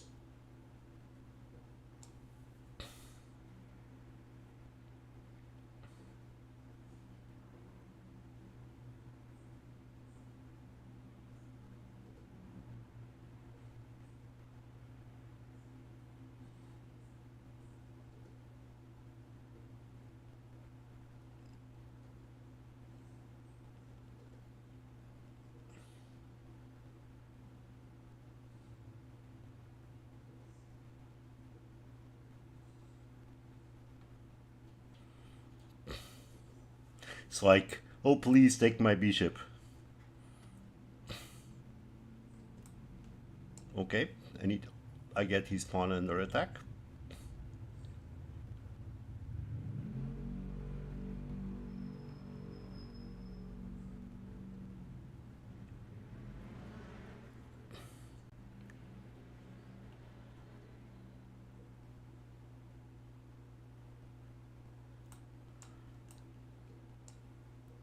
And I get a rook on the 7th rank.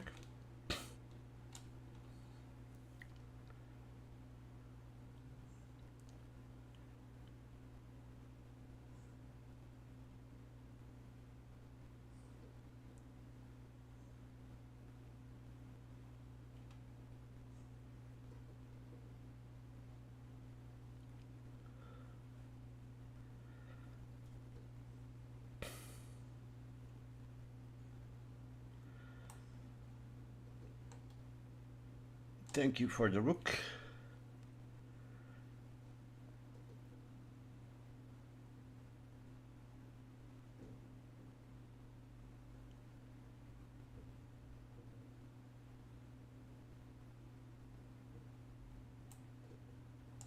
His knight is under attack.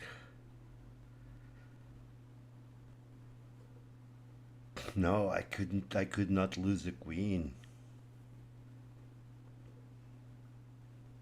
I will show you afterwards. I could not lose the queen. The queen was pretty safe.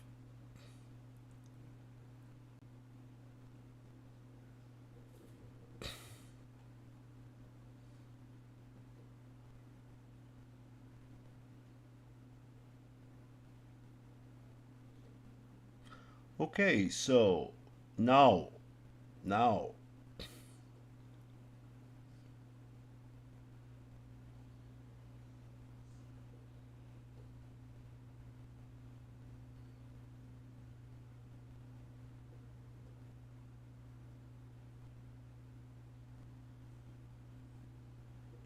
if I come here, he comes there. Let's get his rook in trouble.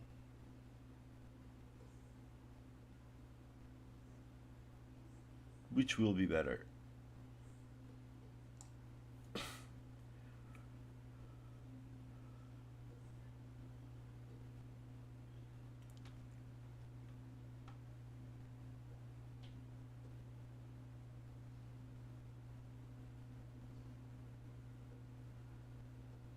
Okay.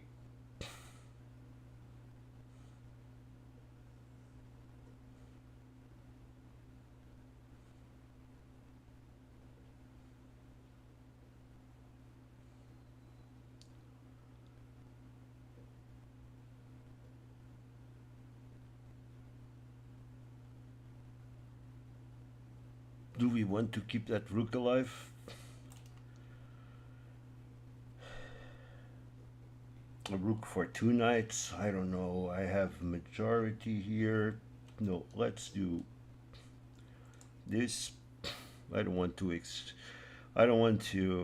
do that.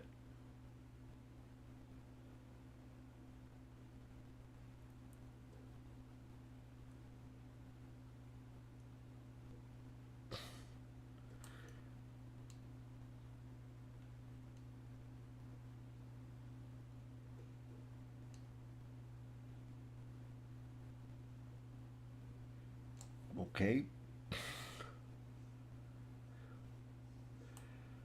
there you go. One more knight is gone, and he resigns. Okay, it was a good win. It was a good win. It was a good win. This felt good. This felt good. Felt good. Okay. Um,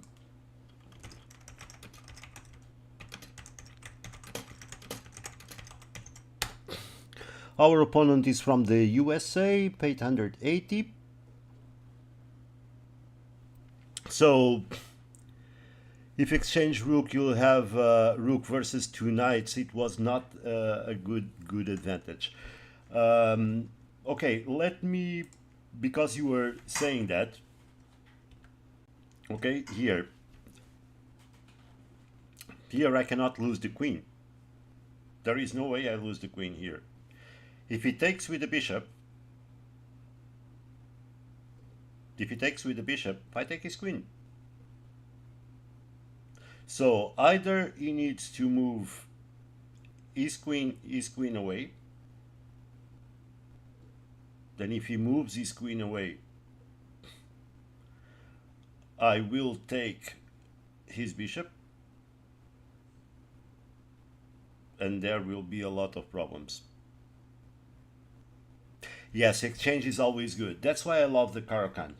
I do have some doubts here on the opening, because I don't think I ever crossed against this kind of opening. Okay, but I figured that after these takes, he advanced. Okay, so if he had taken, it would be a little bit more complicated. Well, I would have gotten the pawn with the queen, and play the Caro-Kann without the d5 pawn. Oh, tunnel vision happens to me a lot. You're not alone on that. Believe me, you're not alone of that. So this, I I kind of risked the Caro-Kann here. I made it here. And we end up the advanced variation, which is exactly this. That basically the advanced variation ends. It's here and then here, here, here, and usually I do this, they do this, and I do this, so they end up there, and this is kind of the advanced variation. Okay, or even sometimes they don't get it, they get here, and it will be the same story. Okay, on move 20. So I was just expressing, look at the Caro-Kann, and I can give you some tips, because I think I kind of have. Okay, what if he moved on move 20? That's what we are looking at. Move 19, move 20. What if he moved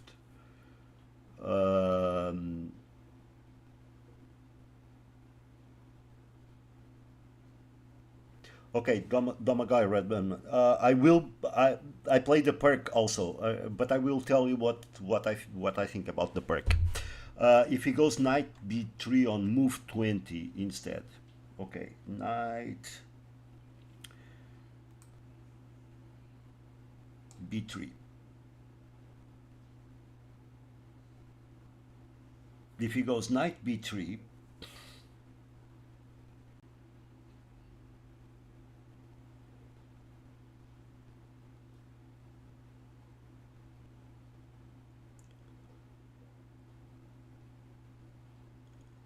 if he goes knight b3,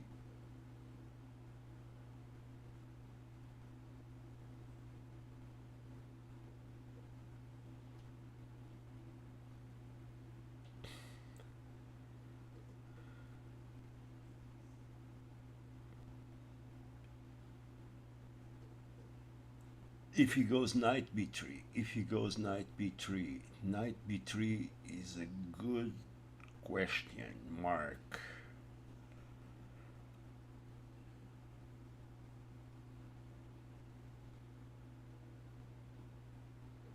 Because after the, well, the result is kind of the same, isn't it?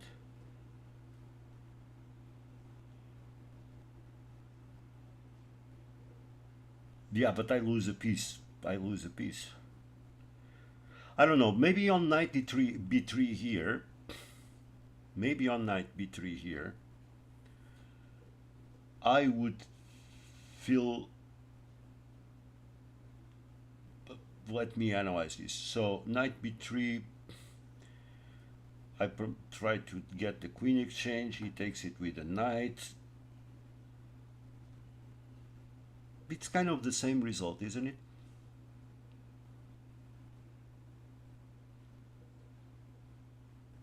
He wins a piece. Yeah, yeah.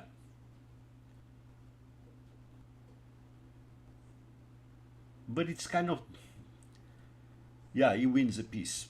But didn't he win a piece on the original game?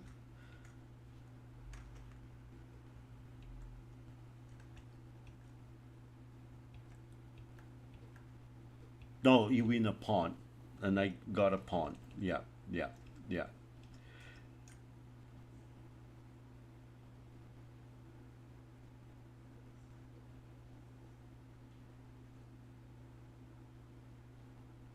So on your variation, if he goes knight e3,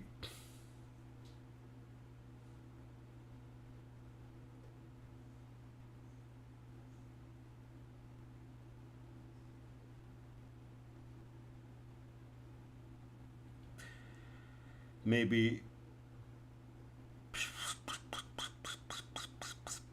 yeah, it would be the best move for sure.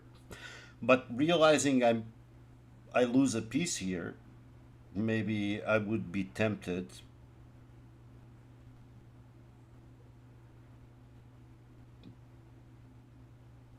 Maybe I would be tempted to take one pawn and get bishop check.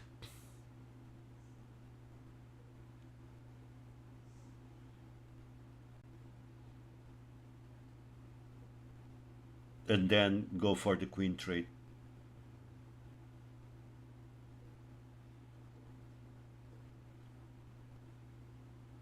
Because this, I think this changes a bit. Well, it doesn't really, because I don't have the white bishop available.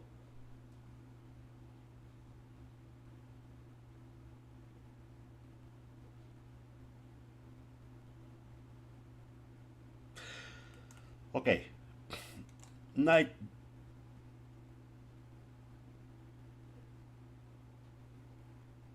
On knight b3,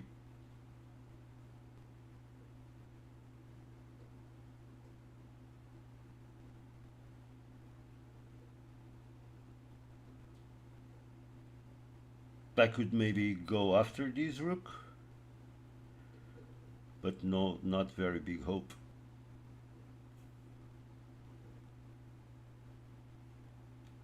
Maybe bring this rook here. I need to exchange. Definitely, I need to exchange queens.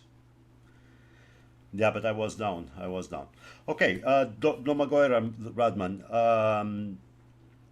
I also played the perk defense. I also played the perk defense many years ago.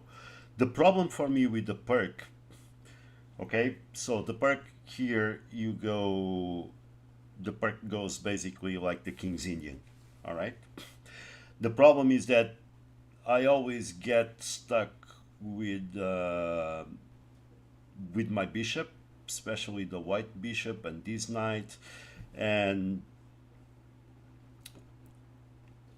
if you do the normal,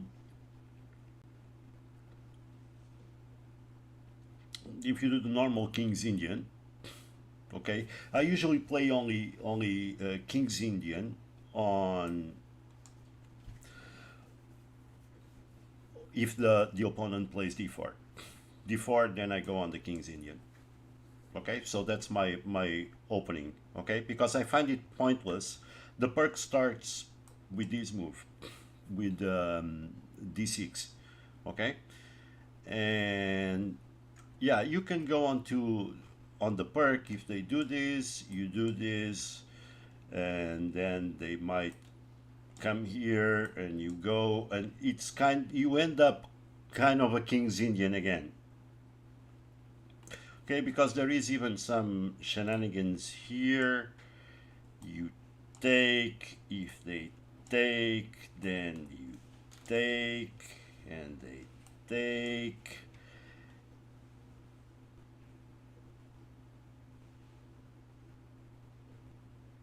And you come here, and this pawn is basically lost.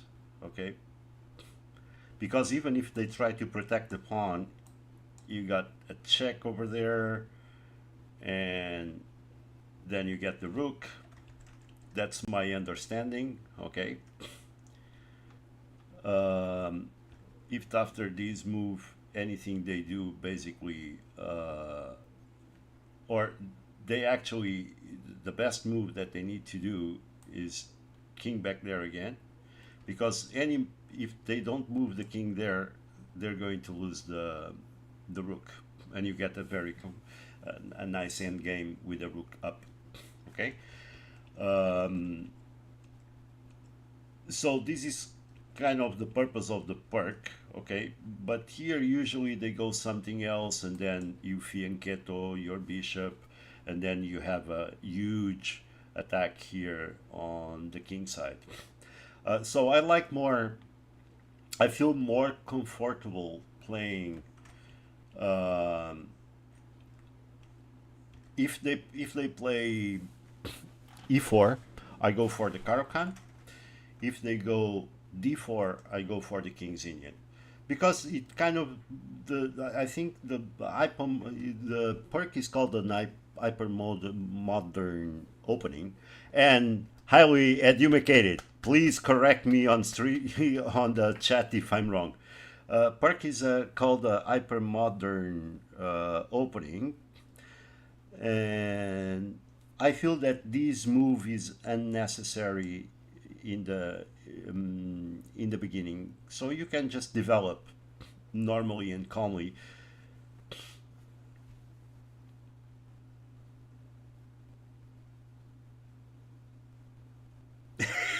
Yeah, okay. Look, with King's Indian, you never go on the perk. Okay. Alekhine defense, I'm not familiar with it. Maybe if I see it on the board, I can see, but I don't connect it with the name. All right.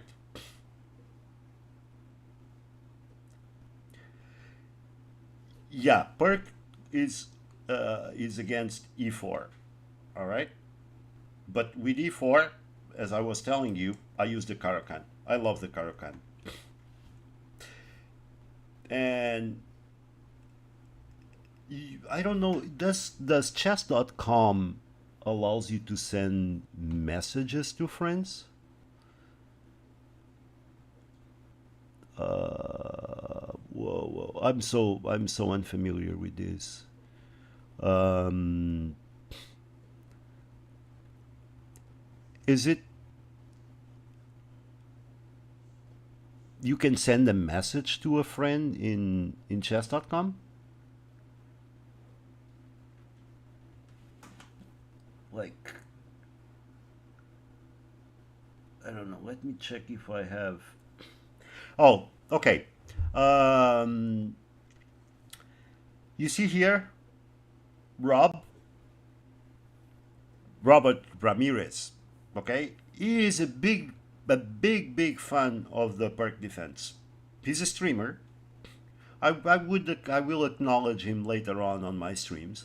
He's a streamer, and he's a big fan of the perk defense. So if you want to see his videos, he has a lot of things on the perk defense.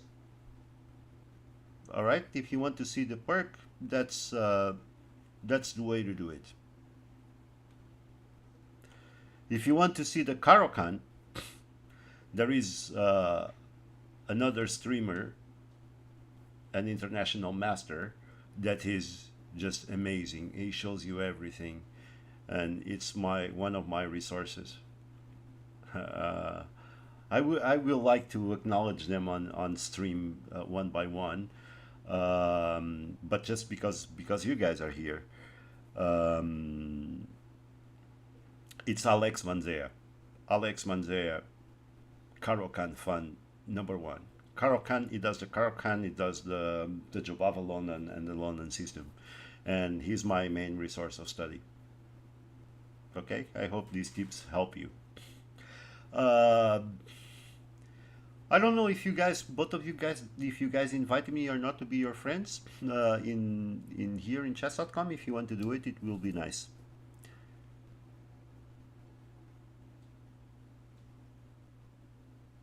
Yeah, the park is very solid, but so is I find it that so is the King's Indian. It's very solid, and I find it well. You know, let me be honest with this. I think that any opening is good as long as you are familiar and comfortable playing with it. Okay? If you are really comfortable in playing with a certain opening that you know some variations and stuff, I think that's the perfect opening because I don't believe there is one opening that beats them all. Okay, so otherwise they would be all playing the same opening, and we see in the last candidates, you see them playing even the Rui Lopez, which I think it's so boring. And but all the kids, when at least when I started playing when I was a small kid and they taught me chess for the first time, that was the only opening that I played. It was King the Rui Lopez or the Spanish.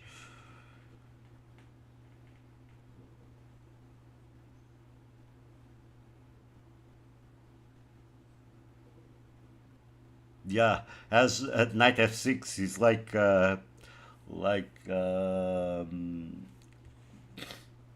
they say, knife f6. King's Indian is played by Grandmaster. Perk doesn't really get played at the Grandmaster level, but we are never going to be playing close to that anyways. Absolutely highly. That's what I'm saying. Any opening is good as long as you're comfortable with it. And even if you well, I start playing King's Indian and I end up with a similar structure to the perk, and vice versa. If you start playing the perk, you end up with a similar position with King's Indian. Uh, this is something that for my level it's kind of hard to understand. Well, one position leads to another, but I don't have enough knowledge to know the really small detail that makes it maybe the King's Indian much better than the Perk. I don't have that kind of knowledge. I just feel more comfortable with the King's Indian, and I only play it again. I only play it against the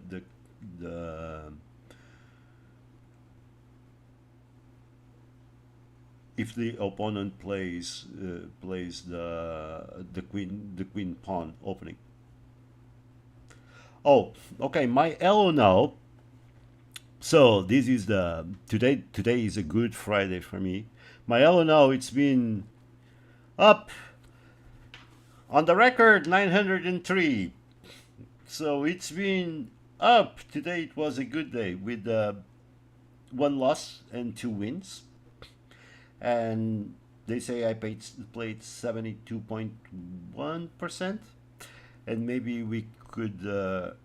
Which game you like me to review it? Because we can do one review per stream because we are on the free count. And which game you like to see the review? Hey, 86.3 here, not bad. So I think the second game is not worth. So the doubt here is: do you want to see the review of third game or the first game where we lost on time?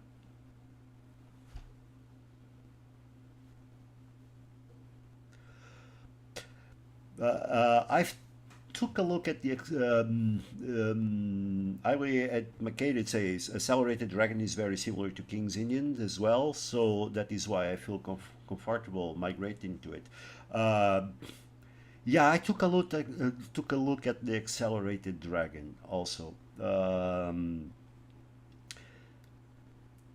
Yeah, it's kind of a nice opening, but again, what I'm doing, and maybe I'm wrong on this. All right, I have no knowledge whatsoever in chess to be giving advice. I want to make it very clear.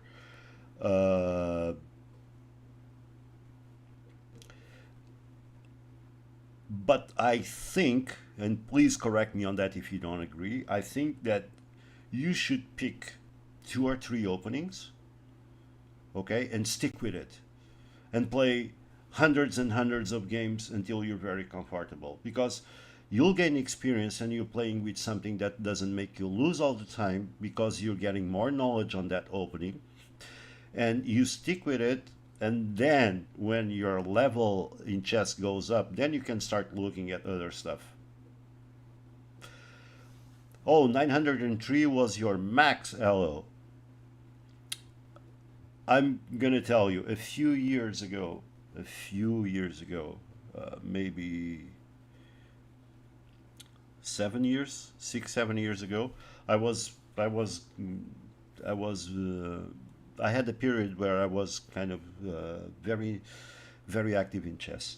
Okay, playing, but I didn't play in chess.com.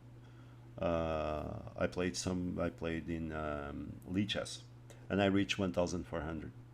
But I had a coach. Well, my financial situation was good at the time, and I was playing with a coach, and I was playing the perk at that time. Okay, and after I reached 1,400 there, I was afraid to play again and lose rating, and I stopped playing chess, which is stupid, but that's story of my life.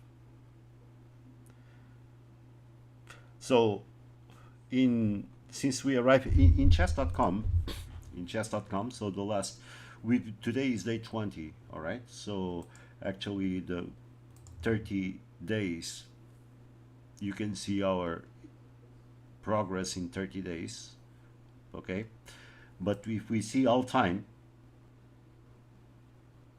if you go all time, well, I think you start always at, I there was a period here where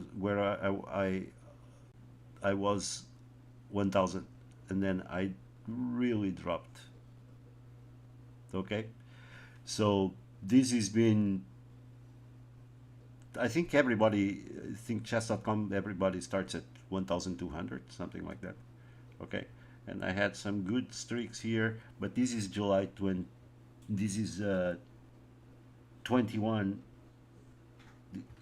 so 6 years ago. So I'm down all time. I'm down 347 points, which is not nice. But this is the 20th day of our road, and if I analyze on 30 days, uh, we've been up 77 points. This week, we've been up 18 points, which is quite nice. Does it matter? Well, it's kind of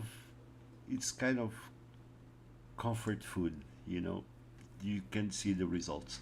So, guys, we shall review the game that we lost or the game that we won. I think the game that we lost, to see where it was, because we were losing on time. Can we have a quick vote? Game number one or game number three? Which one do you want to see analyzed?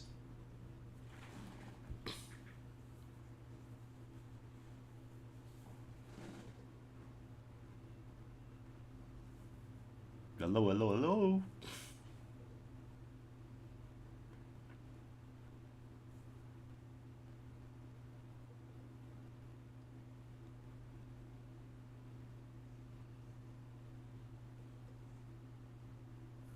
Okay, let's analyze the one that we lost.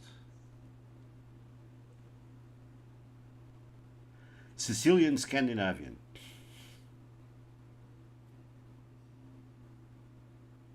Okay, uh, the Caro-Kann and French defense, you're not successful.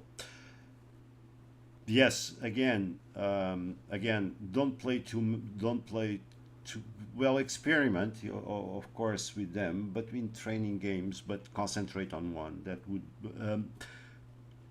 okay. This is what I've done. I might be wrong again. I'm not the right guy to give advice, but I basically concentrate on one opening as white because then I decide what's the opening, and two defenses is black because you have to defend against the C and D pawns. The French defense, it it's a bit slow. It's a bit slow, and you get a problem with the bishop to get out the bishop.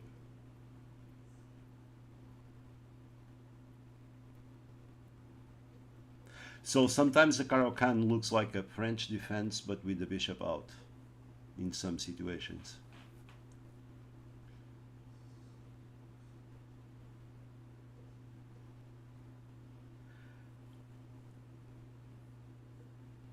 The Scandinavian and the Sicilian, I'm not familiar with it. Okay, so should we see the first game? Let's see analyze the first game.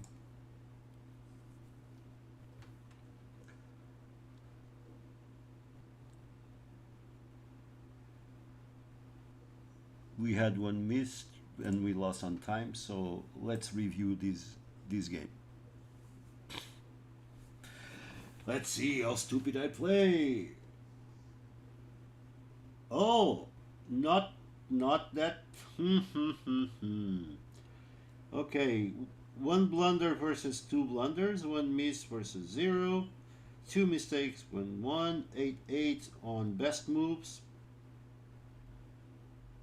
We play like 1150, I wish, but so there is a big moment here, and then we were up. I think that was that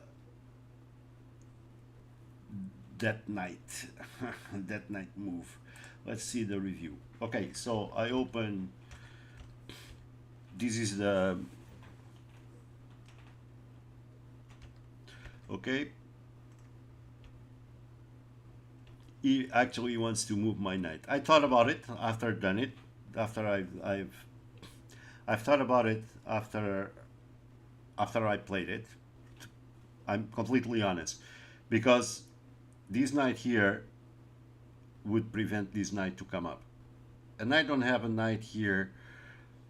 Even if so if I move here, he doesn't have a check, and even if he moves another one, I still have time. So okay, it's I think it's not a precise movement. Okay, now it's okay. He wants me to shut down that knight. I don't know, man. I really don't know. I don't know about that move. That's the best move. That's the best move.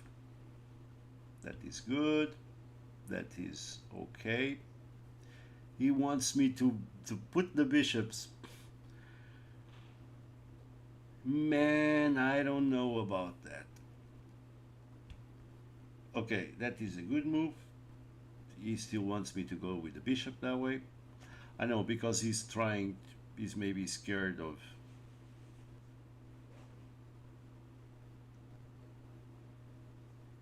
knight here, but then I could just move my bishop there and attack his queen. So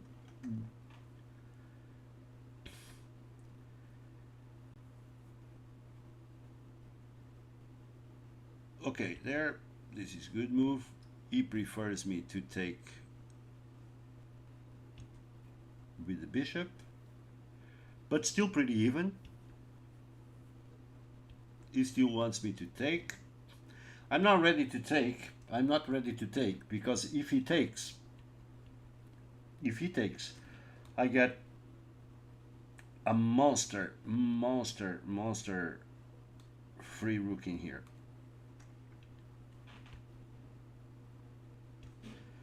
So, best move, best move, best move. It's okay. This is a mistake. Again, he wants me to take the bishop. That is best move. That is best move. That is best move.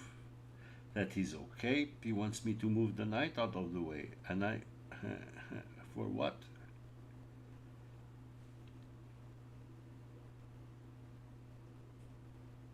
To attack his bishop? Oh, yeah. Because if I move the knight here, if he takes, I take, and there. Okay. Okay, best move. Best move. I think even though we are in a disadvantage here, but I don't think we are too bad. He wants me to improve those pawns. Okay, this is a blunder. So, and did we do the best move regarding this blunder? We did not. We should have taken.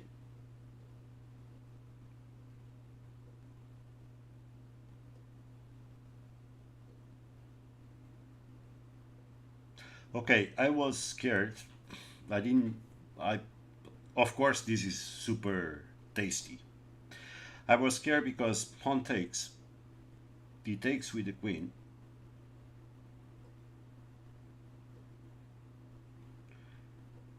This knight moves in. Well, yeah, I have this.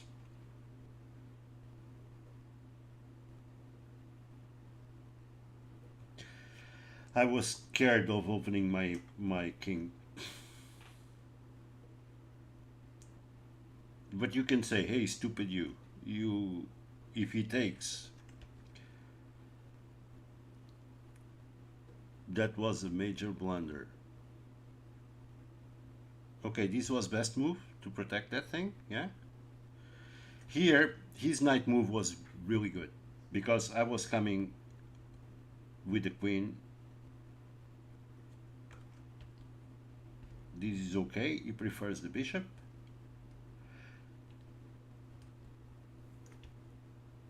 That is okay. This is okay. This is a mistake. This is the best move. That's a mistake. And let's see our move. It's a blunder. It's a blunder.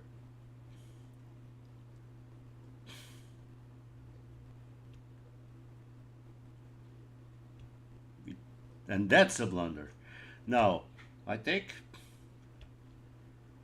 best move, best move, best move, and we should have gone up.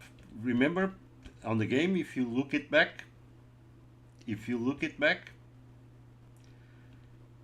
in the game, when I moved this pawn, I said I made a mistake. I should have moved my rook.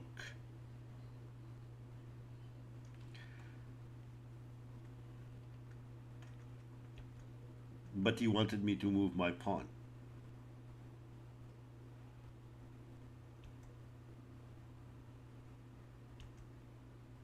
But we timed out and we were playing better.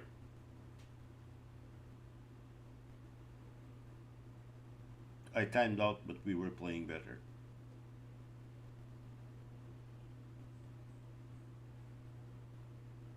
Okay, we had an advantage. All right. Yeah, it is what it is. Yeah, he to get rid of that horse over there, and then maybe move up the horse. Yeah, probably the sequence here is if I move here, he's forced to basically he could attack, but if he moves the horse there, then I attack his bishop.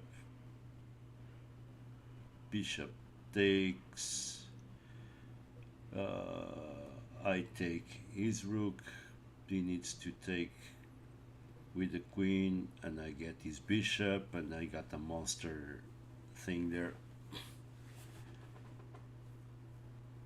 Yeah, probably. Yeah, but I'm not. Well, I lost on time, but I'm not too sad about that game. All right. So that was the revision for today. Yeah, the well, I don't like horses a lot. Okay, playing with them, yeah, it's kind of hard for me to play with them. Bishops, I call them snipers because they can fire from a really long place, really long place.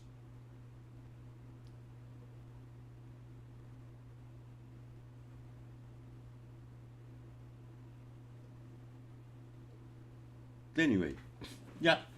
Well, it was a good game. Anyway, we just blundered big in here, that we had a big advantage.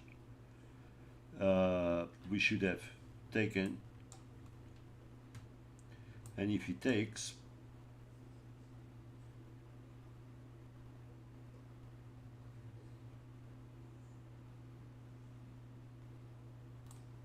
oh, I see.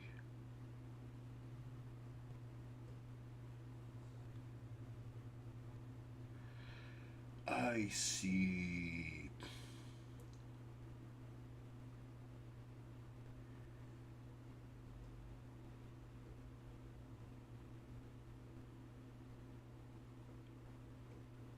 Either is mandatorily to exchange queens, but let's say he does a move like here.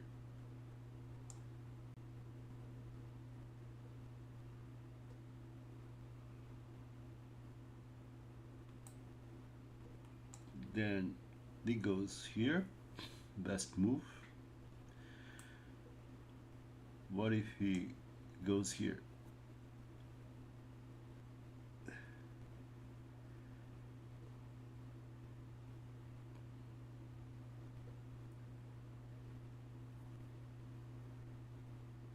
Whoa.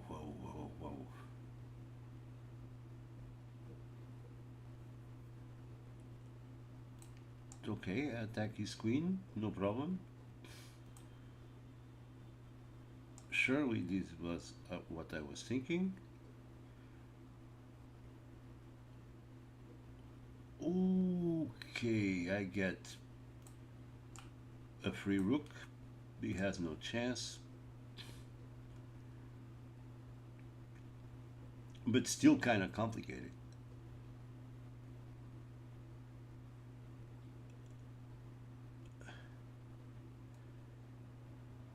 I still think I want to get rid of these knights. Oh, no. Ho. My queen is under attack. What are you talking about? So yeah, you want to exchange queens? No. So I have time, we check. Yeah. But then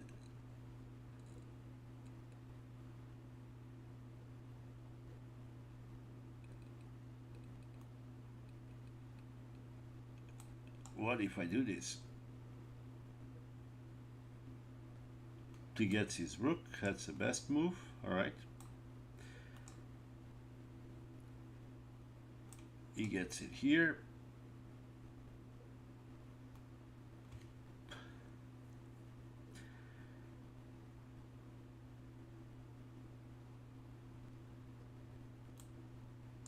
I'm having the same idea. Let's say he attacks here, I go here, still big advantage.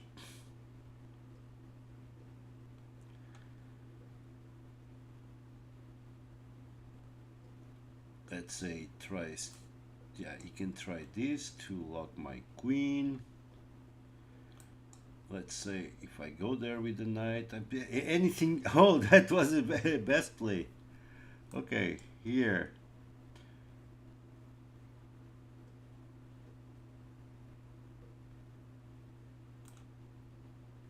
Still go back.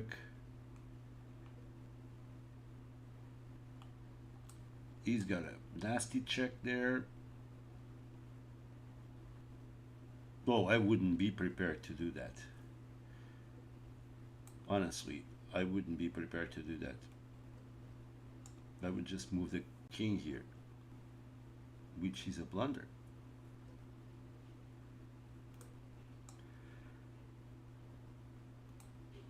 Now I would be coming here and you would get my bishop. I would blunder. I would blunder.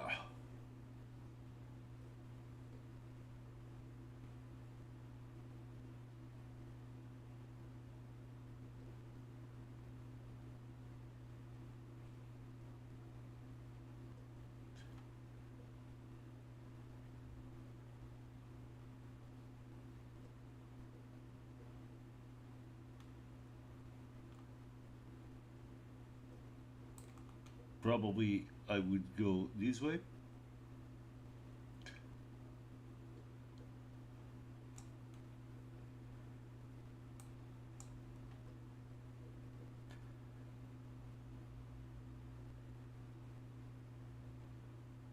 Yeah. Yeah. I would be down. I'm seeing the yeah, okay.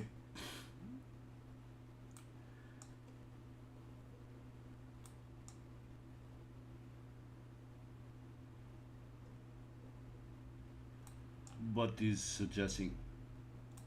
Oh, a repetition here. Yeah, it would be a draw. All right. Okay. I kind of understand it. So let's go, guys. If you guys want to play an unrated game, you're welcome to do so. Please send me an invite. I don't think I have any invites, right?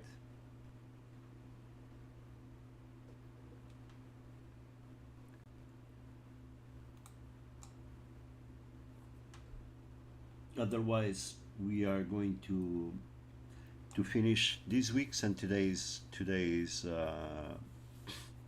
stream. Anyone wants to play a game? Domagoj Radman.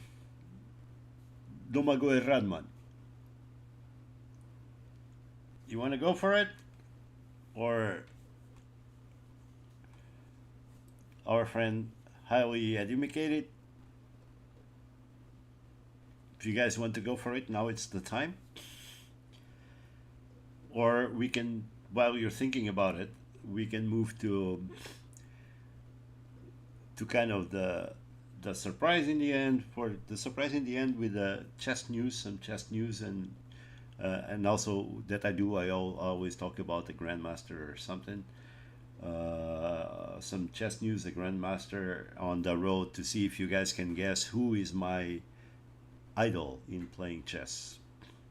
Okay, let's go there, and we can come back and always play a game afterwards. All right, some chess news. Levon Aronian, which we've spoken about him a couple of videos ago, streams ago, which is one of the guys that I really like. Last night, when I saw it live, he beat Carlsen to win the 2025 Freestyle Chess Grand Slam in South Africa. Oh, okay, Domagoy Radman. No, next time, man. No problem. No problem. So Levon was on the finals against Magnus, and Levon won. I think one win, one drop, or maybe two wins. But I'm not sure. I'm not sure on the last game result because it was kind of messy. And the good thing is that um, Levon during the South Africa event, which was the last event of the year for this new style freestyle chess, Levon was undefeated. So he played all the games, he never lost. And here is a picture of him.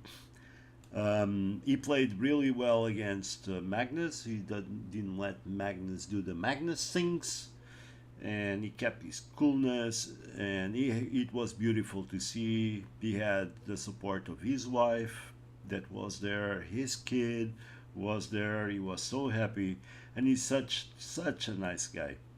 the The event was held in South Africa, in a beautiful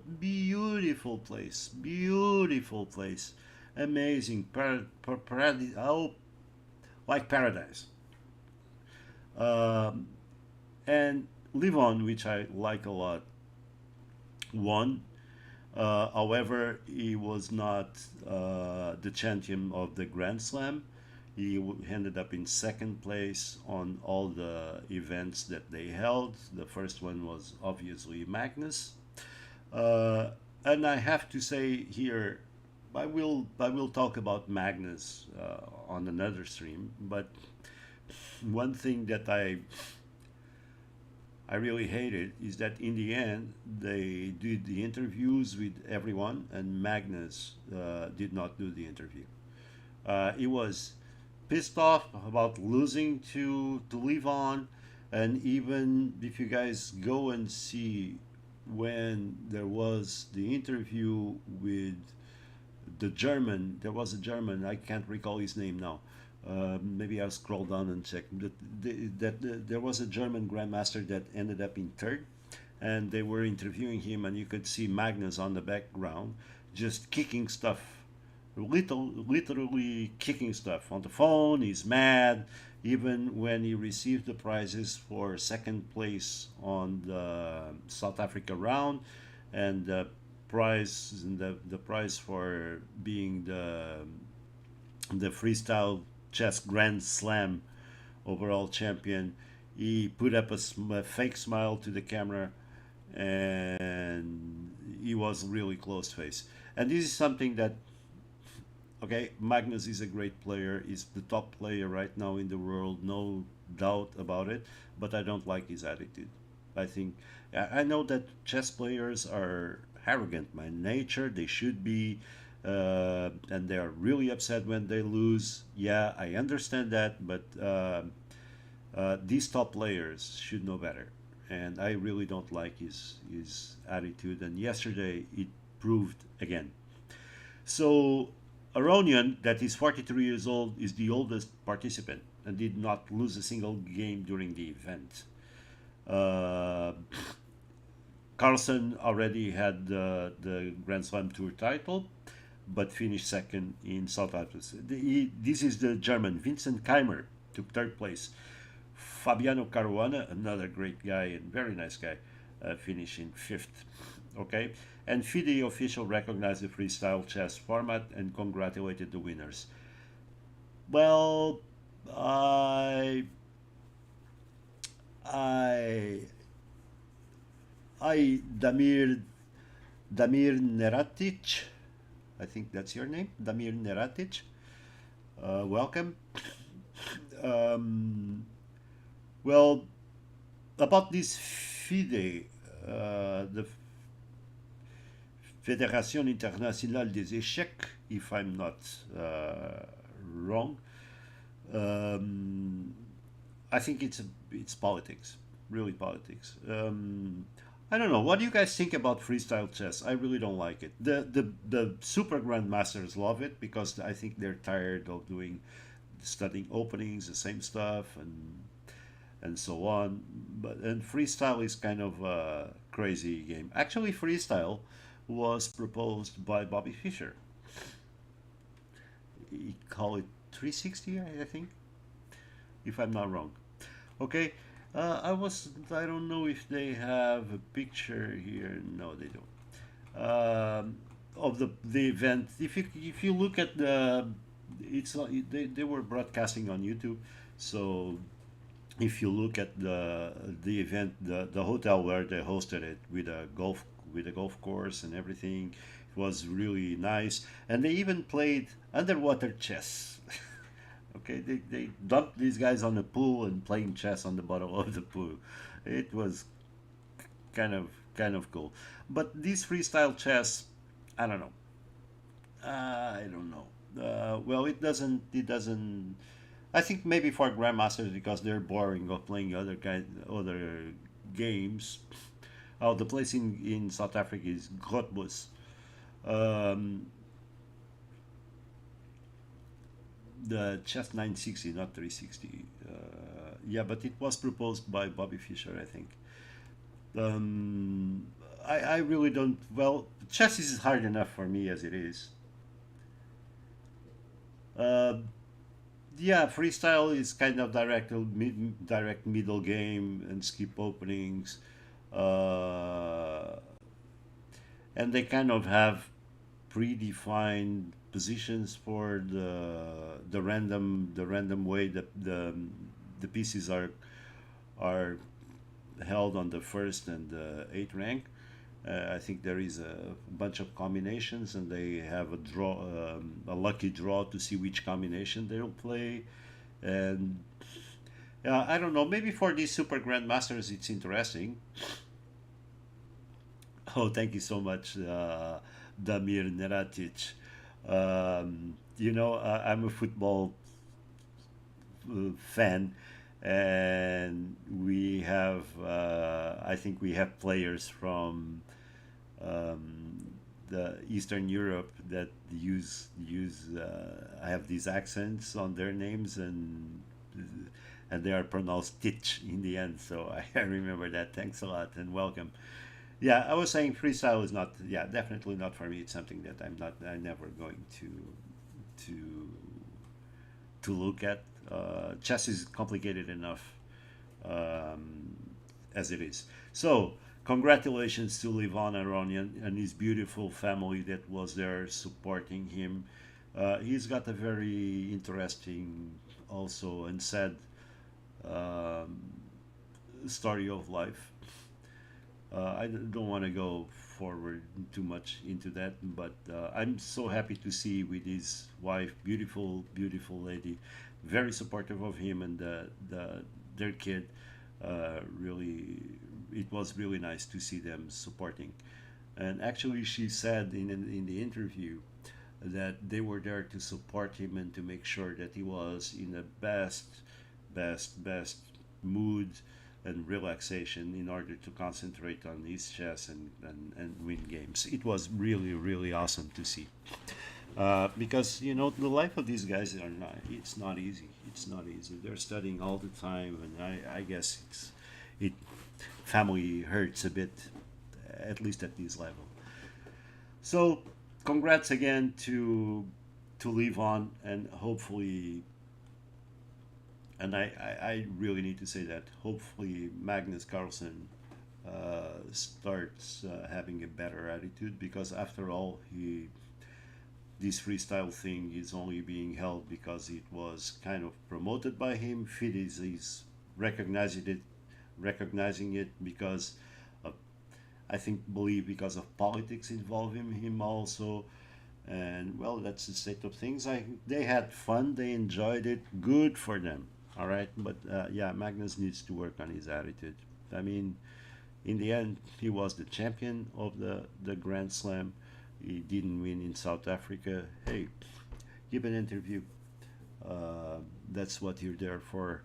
And even when you lose, you have to keep your posture. He reminds me of John McEnroe. John McEnroe was a he was number one or number two tennis player in the old days, and man, he had a bad temper. He just screamed and he broken rackets and I mean shoot. And Magnus kind of reminds me a bit of him, a little bit more childish maybe. Okay, I'm not going to speak more bad things. Well, he's a best player right now on top of the planet, for sure. But he's beatable, and I've seen some games where he's beaten. And well, I'll talk about Magnus on another stream. Yeah, random chess 960. Yeah. Yeah, I said 360, but no, it's 960. Thank you, Damir Neratic, for your clarifying. Yeah, uh, yeah. Bobby Fischer proposed it on his later days when he said that he was bored with chess and he hated chess, and yeah, because I guess these players get a lot of stress. Okay, guys. I think that is all for today. Um, Please feel free to friend me up in here. That's my name. I want to thank you a lot and recognize people that were on stream today. Our highly educated friend from Canada, and we had Majidar Nub. Thank you for being here, and we we had Domagoy Radman and also Domir Neratic. Thank you so much for being here. Hey guys, feel free to friend me up, and if you want to play some unrated games, just I would be honored. I think I will call it for today. I hope you guys have a very good weekend, and keep on studying chess. Chess is a beautiful game. And before I go, I want to ask a favor from all of you, and this is all I always do, and I want this favor from you, guys. Be happy, enjoy life. You only live once. Do me that favor. Be happy, enjoy life. You only live once. Guys, thank you so much for being here. See you again on Monday. Have a great weekend. Bye bye.